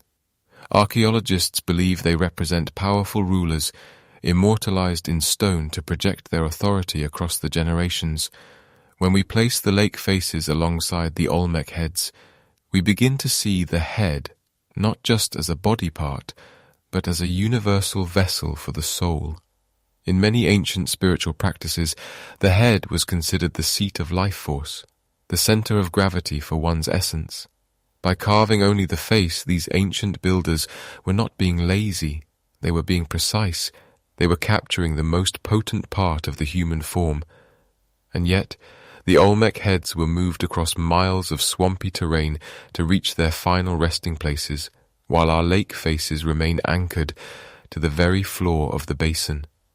This suggests a different relationship with the geography, a sense that the site itself was sacred and the carvings were meant to sanctify the water that would eventually rise to claim them. This phenomenon of megalithic head carving is truly global, appearing in the mountains of the Andes, the forests of Southeast Asia, and the rugged coastlines of Neolithic Europe. It is a recurring motif in the human story, a signature we leave upon the planet. But what makes these specific lake faces unique in the global archaeological record is their context, their strange, watery isolation. Most megalithic sites are found on high ground, overlooking valleys or aligned with the rising of the sun. They are meant to be seen, to be touched, to be gathered around during festivals and rites. But these faces reside in a world of blue twilight. If they were carved during a period of extreme drought, perhaps during the transition of the Younger Dryas, that mysterious cooling period 12,800 years ago, when the climate of the earth was thrown into chaos, then they may have been carved at the very edge of a receding shoreline. In this light, they are not just monuments, they are pleas. They are witnesses to a changing world, placed at the threshold where the life-giving water met the thirsty earth. We must consider the technical reality of these creations. In archaeology, we often look at stratigraphy, the study of soil layers, to determine the age of an object. But in an underwater environment, where currents shift the silt and the water erodes the stone, those layers are often scrambled. We are left to look at the tool marks themselves. Were they made with copper chisels, or with harder stones like diorite? The precision of the features suggests a level of craft that defies the primitive label often applied to pre-literate societies. As we compare these faces to the rest of the world's megalithic heritage, we find that they occupy a middle ground between the abstract and the hyper-realistic. They are more detailed than the ancient menhir statues of France, yet more enigmatic than the portraiture of Egypt. They possess a quality of watchfulness that is hard to describe. When a diver's light passes over them, the shadows move across the stone eyes, and for a fleeting second it feels as though the statue is blinking, as if it is merely waiting for the lake to drain so it can speak once more. The shared symbolic meaning of the head in these ancient cultures often touches upon the idea of the axis mundi, the center of the world. By placing a face upon a stone, the ancients were anchoring their reality to the earth. They were saying, "We were here, we saw this horizon, we felt this wind." And even though the cultures that produced the Moai, the Olmec heads, and these lake faces were separated by thousands of miles and thousands of years, they all arrived at the same conclusion. That stone is the only medium capable of holding a human thought for more than a few centuries. And so, we find ourselves looking at a map of the world dotted with these stone witnesses. Each one is a puzzle piece. Each one is a reminder that our ancestors were far more mobile, far more sophisticated, and far more obsessed with the concept of deep time than we often give them credit for. They did not build for the next year, or even the next century. They built for the end of time. What truly sets the lake faces apart is their silence. The Moai have their oral traditions, stories passed down by the Rapa Nui people, about the mana that allowed the statues to walk. The Olmec heads have the ruins of great cities like La Venta and San Lorenzo to provide context for their power. But these faces have only the water. There are no crumbling temples nearby, no discarded tools, no inscriptions to tell us whose likeness was being honored. They exist in a vacuum of information which only deepens their mystery.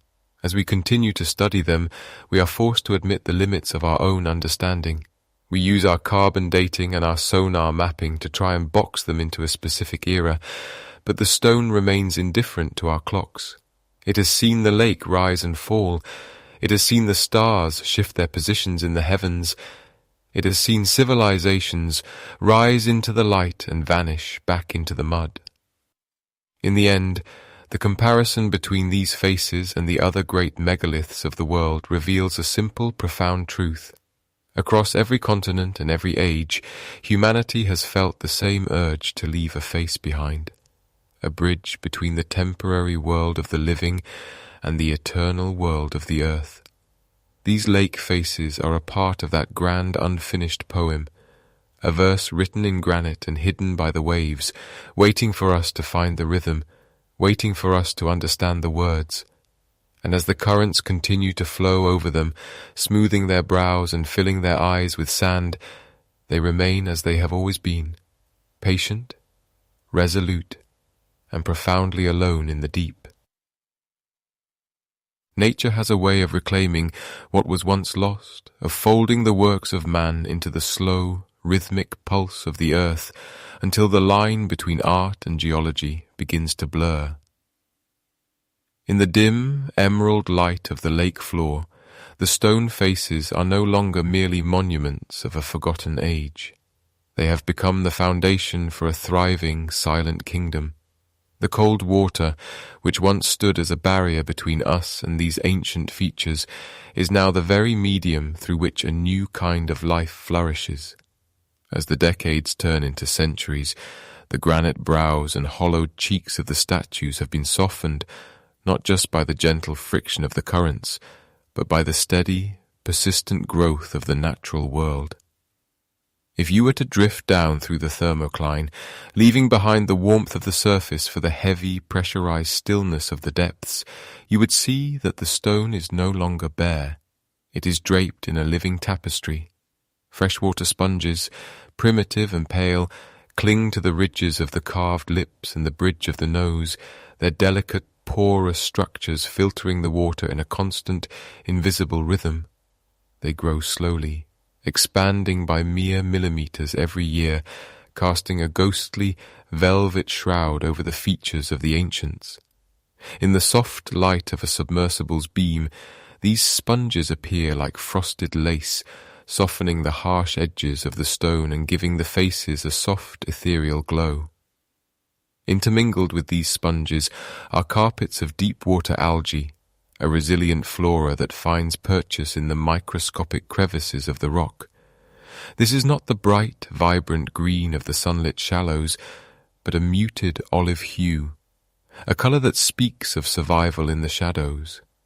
The algae trace the lines of the carvings, filling the deep-set eyes with a dark, verdant moss that sways ever so slightly with the movement of the deep currents.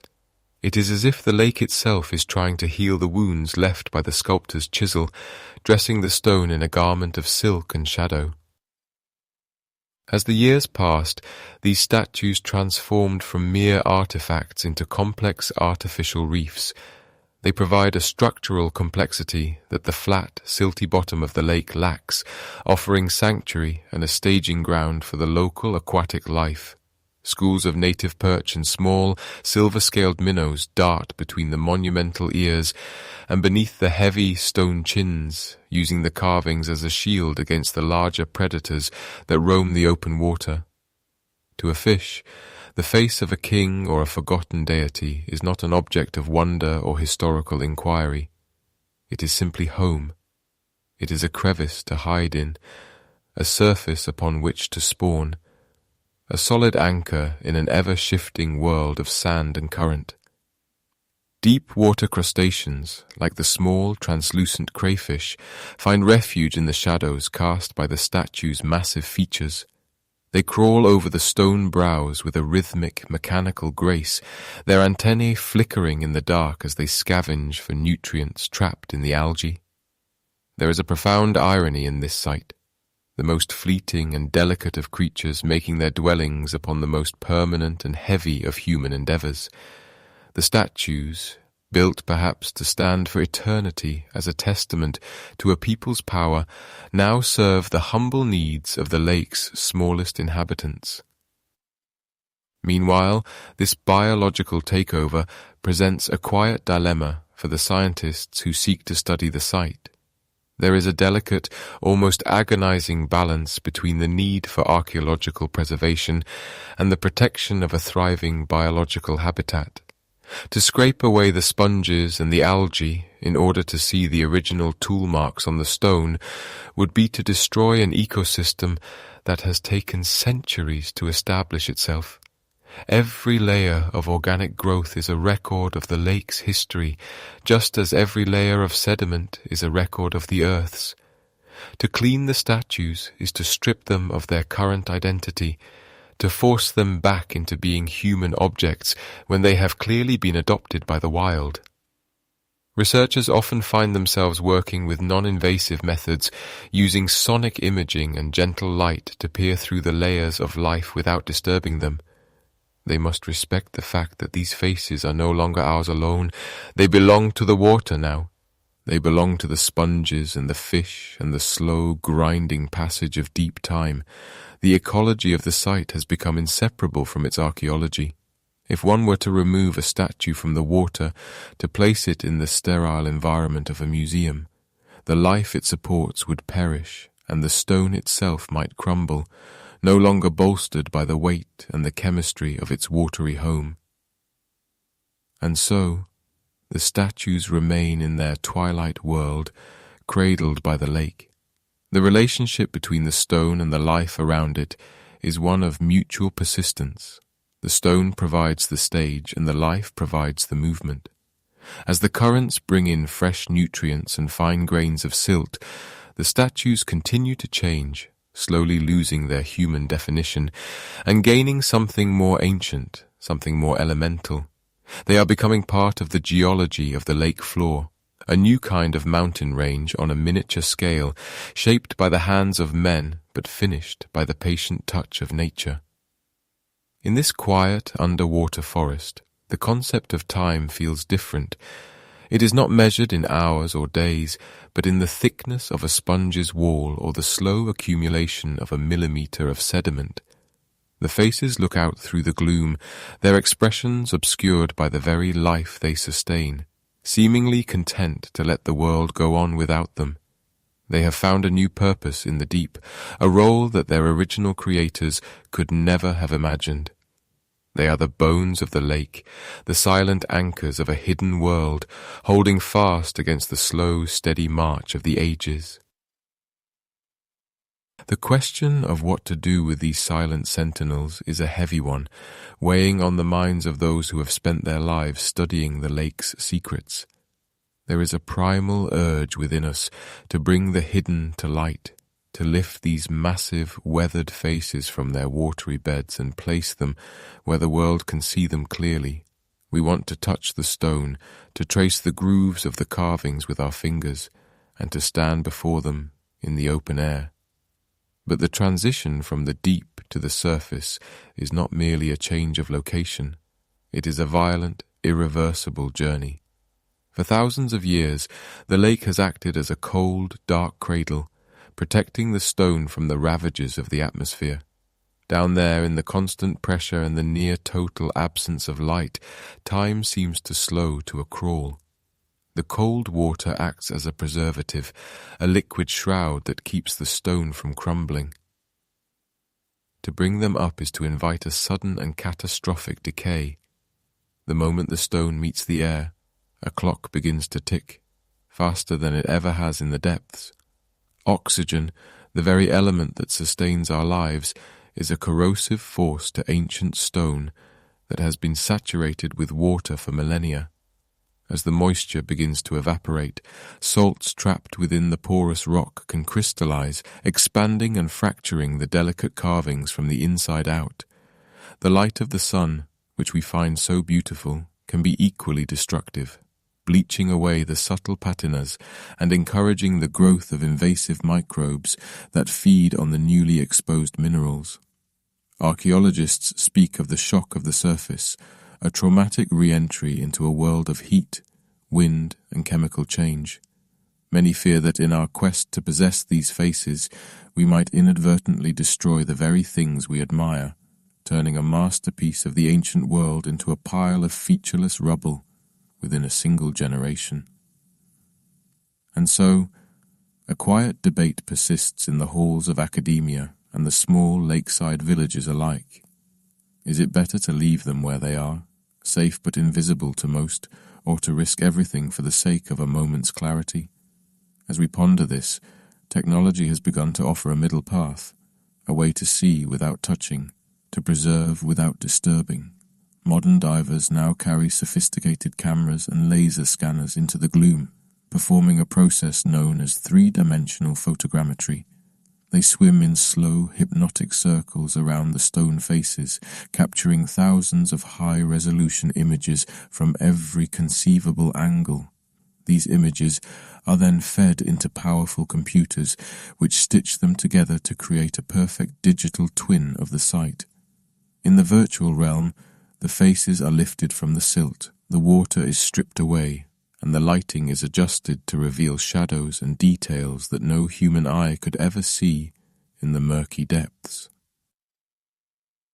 Through the lens of virtual reality, we can now walk among the statues without getting wet, exploring the nuances of their expressions from the comfort of a dry room.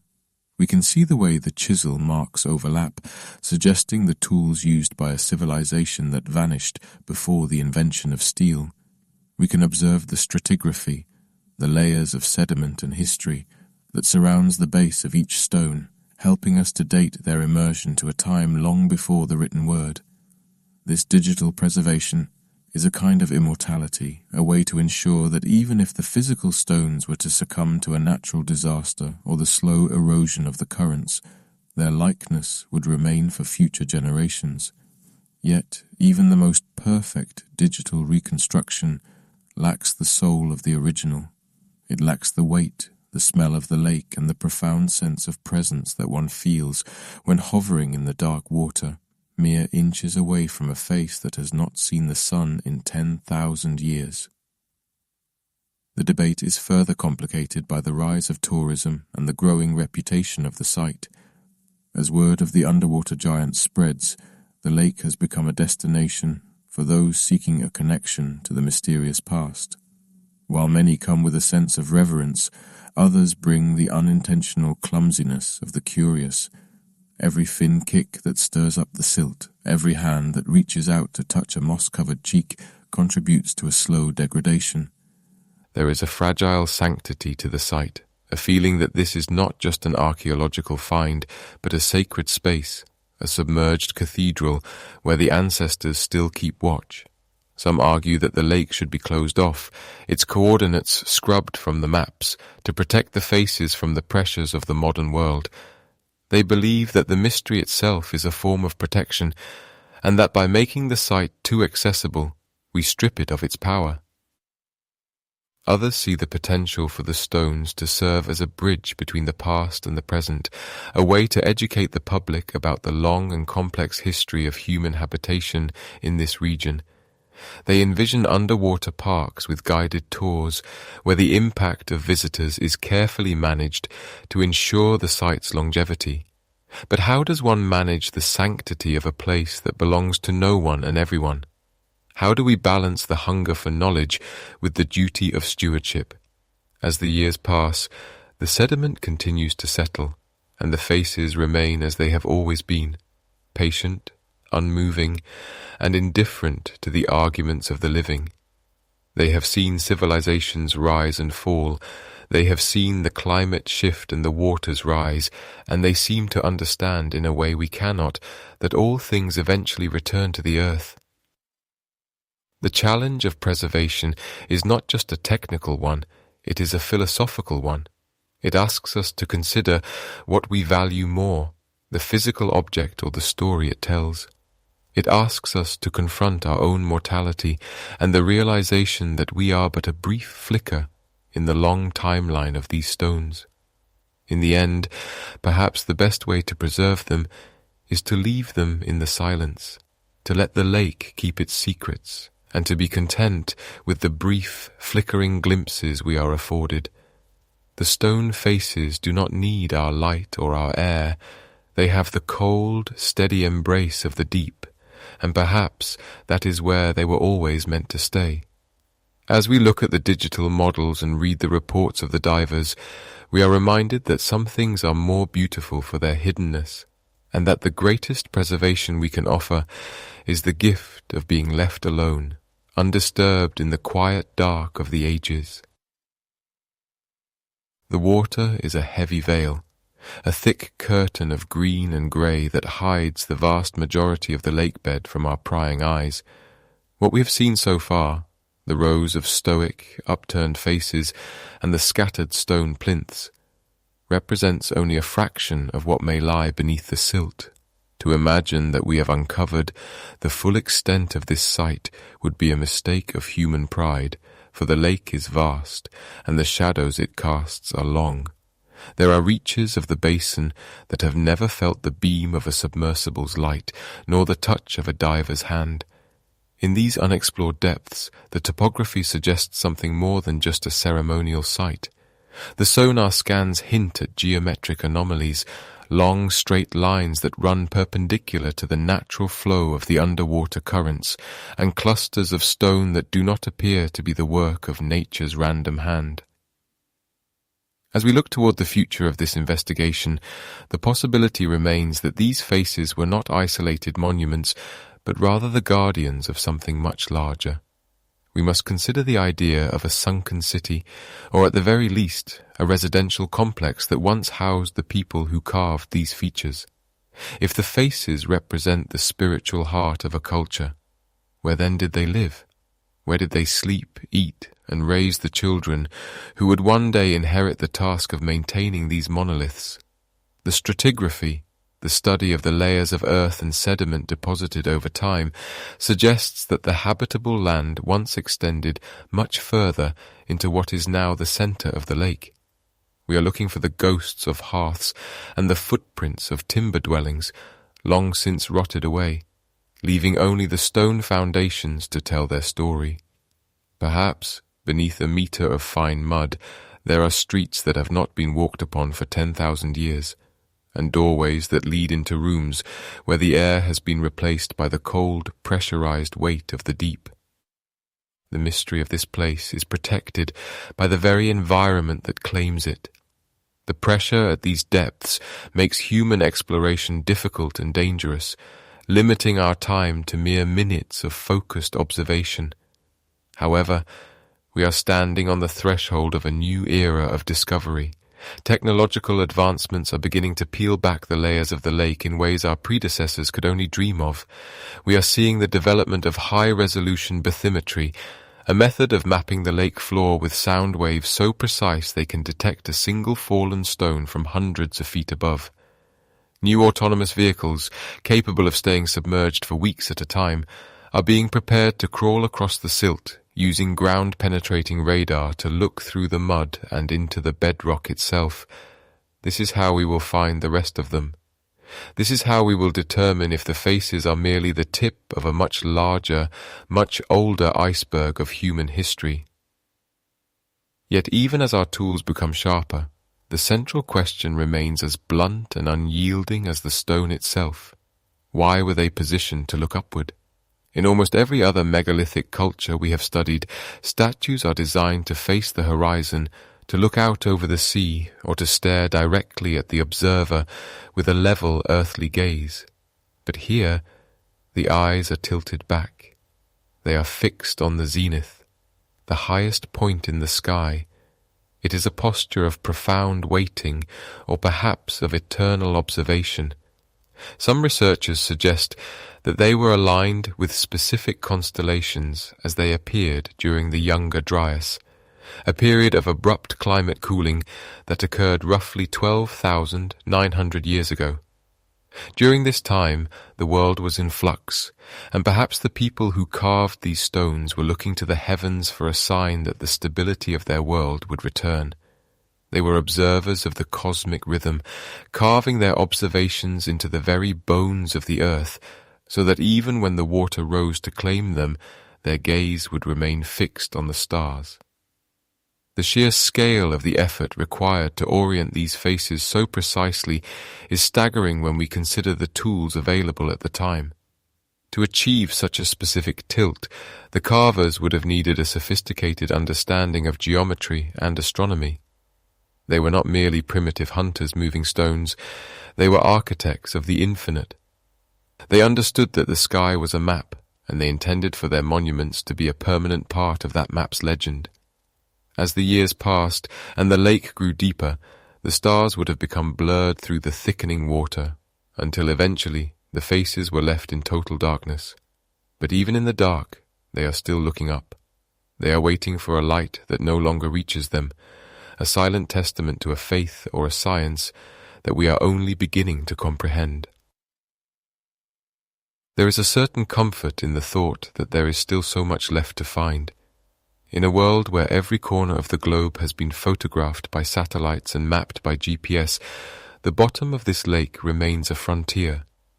It is a place where time has been suspended. The cold water acts as a preservative, slowing the chemical processes that would normally wear away the features of the stone. This means that when we finally do reach the deeper structures, we may find them in a state of remarkable clarity. We may find the tools that were used to carve the faces left behind in a moment of hurried departure as the water began its slow, inevitable crawl inland. We may find the remains of the very workshops where the stone was shaped, providing us with a direct link to the hands of the craftsman. And so, we look toward the next season of exploration with a mixture of excitement and a quiet, reverent patience. We are not in a hurry, for the stones have already waited for millennia, and they are in no danger of disappearing. Each new dive, each new sweep of the sonar, brings us one step closer to understanding the layout of this submerged world. We are beginning to see patterns, a deliberate arrangement of the faces that suggests a grander design, a sacred landscape that was once dry and vibrant with the sounds of a living community. Meanwhile, the sediment continues to settle, a slow rain of dust that gently blankets the secrets of the past, requiring us to be diligent and careful in our search. As we move forward, we must also be prepared for the possibility that the answers we find will only lead to more questions. This is the nature of archaeology in the deep time of our planet. We peel back one layer of the mystery only to find another, more complex layer beneath it. The stone faces are a bridge to a time we can scarcely imagine, a time when the geography of our world was different and the relationship between humanity and the environment was defined by a different set of rules. They remind us that our history is not a straight line, but a series of rises and falls, of civilizations that flourished in the sun and were eventually swallowed by the shadows of the Earth's natural cycles. The upcoming digs will focus on the perimeter of the main site, searching for the refuse piles and domestic debris that always accompany human habitation. By using radiocarbon dating on any organic material we find, measuring the decay of carbon isotopes to determine the age of an object, we can begin to pin these structures to a specific point on the timeline of the human story. If we find charred wood or animal bones near the stone faces, we can finally say with certainty when the carvers were active. We can begin to weave their story into the larger tapestry of the post-glacial world, seeing them not as an anomaly, but as a vital, missing chapter of our shared heritage. The lake holds its breath, and we hold ours, waiting for the moment when the next great discovery breaks the surface of our understanding. Until then, we are left with the images of those stone eyes, forever tilted toward a sky they can no longer see, reminding us that even in the deepest, coldest reaches of the world, the human spirit leaves a mark that time cannot easily erase. The faces are there, resting in the quiet dark, and they will be there long after our own cities have turned to dust and our own stories have been lost to the wind. They are the silent witnesses to the passage of ages, and their journey is far from over. Standing before these submerged monoliths, one is struck by a profound sense of the ephemeral nature of all things, a realization that the grandest achievements of our species are but ripples on the surface of a vast and indifferent ocean of time. We often imagine our civilization as a permanent fixture, a towering edifice of steel and digital light that will endure forever. Yet these stone countenances, carved with such deliberate care and now cradled by the silt, tell a different story. They whisper of the transience of empires and the fragility of memory. Every line etched into the granite by a long-dead hand was once a statement of presence, a declaration that someone lived, breathed, and sought to be remembered. And yet, for thousands of years, they existed in a vacuum of silence, their names forgotten, their purpose obscured by the shifting tides of geography and climate. To look into those sightless eyes is to confront the humbling reality that we, too, are part of this cycle, and that one day the works we take for granted may be nothing more than curiosities for a future we cannot possibly imagine.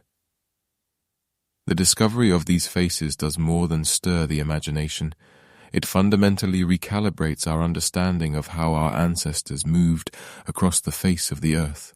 For decades, the narrative of human migration was a relatively linear one, defined by land bridges and predictable paths of settlement. But these stones, resting where no dry land has been for 10 millennia, suggest a more complex and daring history. They hint at a time when the world was a different shape, when valleys now flooded were lush corridors of life, and when ancient peoples were far more mobile and adaptable than we once gave them credit for. The presence of such sophisticated artistry in a location that was once a hub of activity, but is now a remote underwater graveyard, forces us to reconsider the timeline of human expansion. It suggests that the cradles of civilization may not all be found in the sun-drenched plains of Mesopotamia or the riverbanks of the Nile, but perhaps beneath the waves, in the drowned landscapes that were lost when the ice melted and the seas rose at the end of the last great age.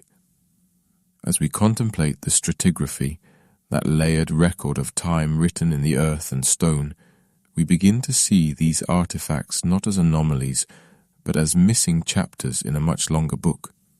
The science of radiocarbon dating allows us to pin these objects to a specific era, perhaps the Younger Dryas, a period of sudden and dramatic cooling that gripped the planet nearly 12,800 years ago. It was a time of upheaval, when the world as humans knew it was being rewritten by the elements. To find evidence of such high culture from such a volatile period suggests a resilience of the human spirit that is both startling and deeply moving.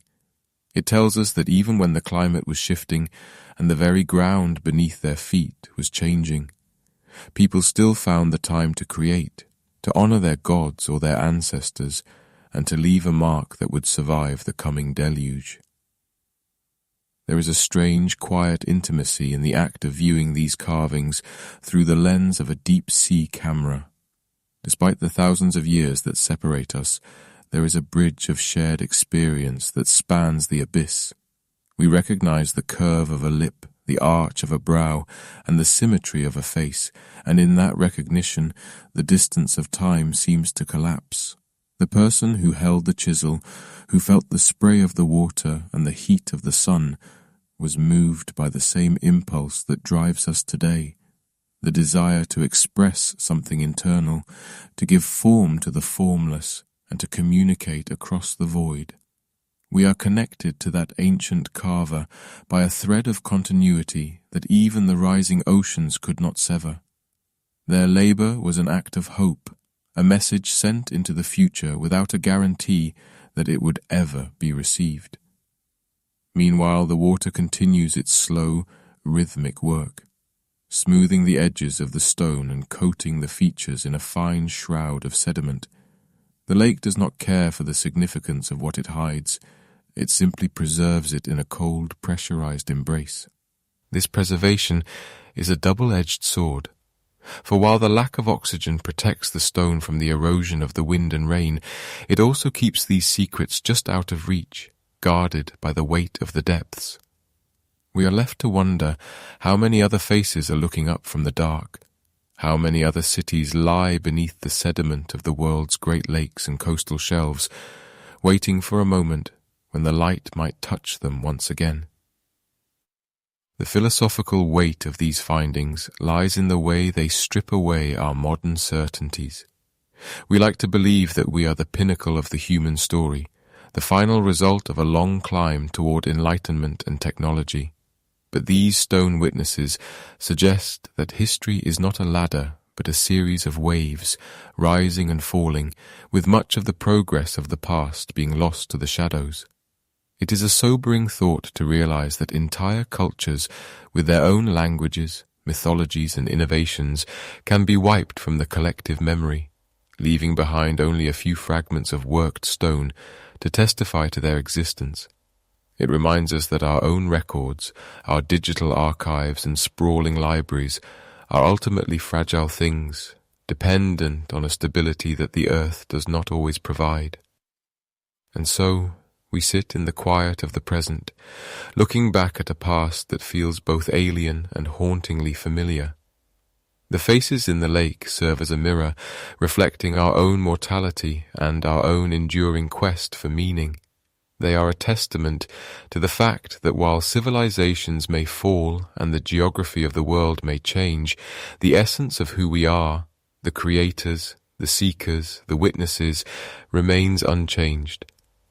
As the years pass and our own era eventually recedes into the distance of deep time, perhaps we too will leave something behind, a silent marker in the dark, waiting for someone in a distant age to find it, and wonder who we were and what we saw when we looked at the stars. The stones remain, the water remains, and the mystery continues to unfold in the long, slow heartbeat of the world.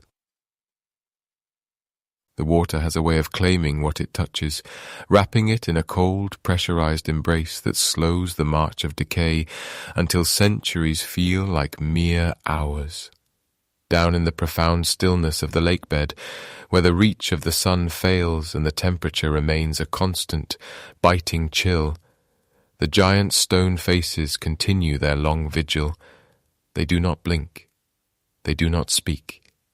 They simply exist in the heavy, silty darkness, their features softened by a fine dusting of sediment that settles like grey snow through the water column. To look upon them through the lens of a deep-sea camera is to glimpse a world that has forgotten the sound of the wind or the warmth of the hearth. There is a profound dignity in their isolation, resting in a place where the chaotic noise of the surface world cannot penetrate, surrounded only by the slow, rhythmic pulse of the currents and the occasional, ghostly passing of a deep water fish. As the lake continues to age, it undergoes a transformation that is almost imperceptible to a human lifespan, yet inevitable in the eyes of the earth. Over thousands of years, the basin fills, the chemistry of the water shifts, and the very landscape that holds the lake undergoes a slow tectonic sigh.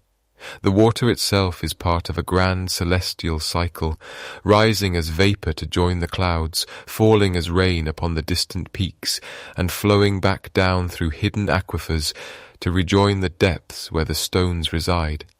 This movement is the blood of the planet, a constant recycling of the same molecules that once quenched the thirst of the people who carved these monuments. The lake is not merely a body of water. It is a living vessel of time, a reservoir that holds the memories of the land in its liquid grip. The faces are part of that memory now, woven into the geology of the lake floor, becoming one with the bedrock and the clay as the ages pile up around them. There is a strange, quiet comfort in the permanence of stone, especially when contrasted with the fleeting, flickering nature of a human life. We move through our days with such urgency, driven by the heat of our blood and the rapid ticking of our hearts, while the stones exist on a scale that defies our understanding.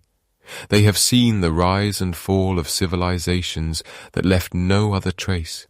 They have felt the weight of glaciers and the gentle touch of silt. They have endured while the very stars above them shifted their positions in the night sky. To contemplate these submerged giants is to recognize our own brief moment in the sun, a realization that is not meant to be frightening, but rather deeply grounding. We are part of a long, unbroken chain of existence, a brief spark in the vast, dark expanse of history, and there is a certain peace in knowing that long after our names are forgotten, the stones will still be there, holding their secrets in the dark. The mystery of who carved them and why they were consigned to the depths may never be fully resolved, and perhaps, in the end, that is as it should be. Some truths are meant to be felt rather than measured, experienced in the quiet spaces of the mind when the world grows still, as the night deepens and the surface of the lake becomes a perfect, dark mirror. It reflects the silver glow of the moon, a silent witness to the passage of time. The light dances across the ripples, a shimmering bridge between the heavens and the hidden world below, casting long, liquid shadows across the floor of the basin. The water is calm now, a vast sheet of obsidian that hides the wonders beneath its skin. The faces remain in their lightless gallery, peaceful and unchanging, as the lake returns to its eternal silence, and the world continues its slow, majestic turn through the velvet dark of the cosmos.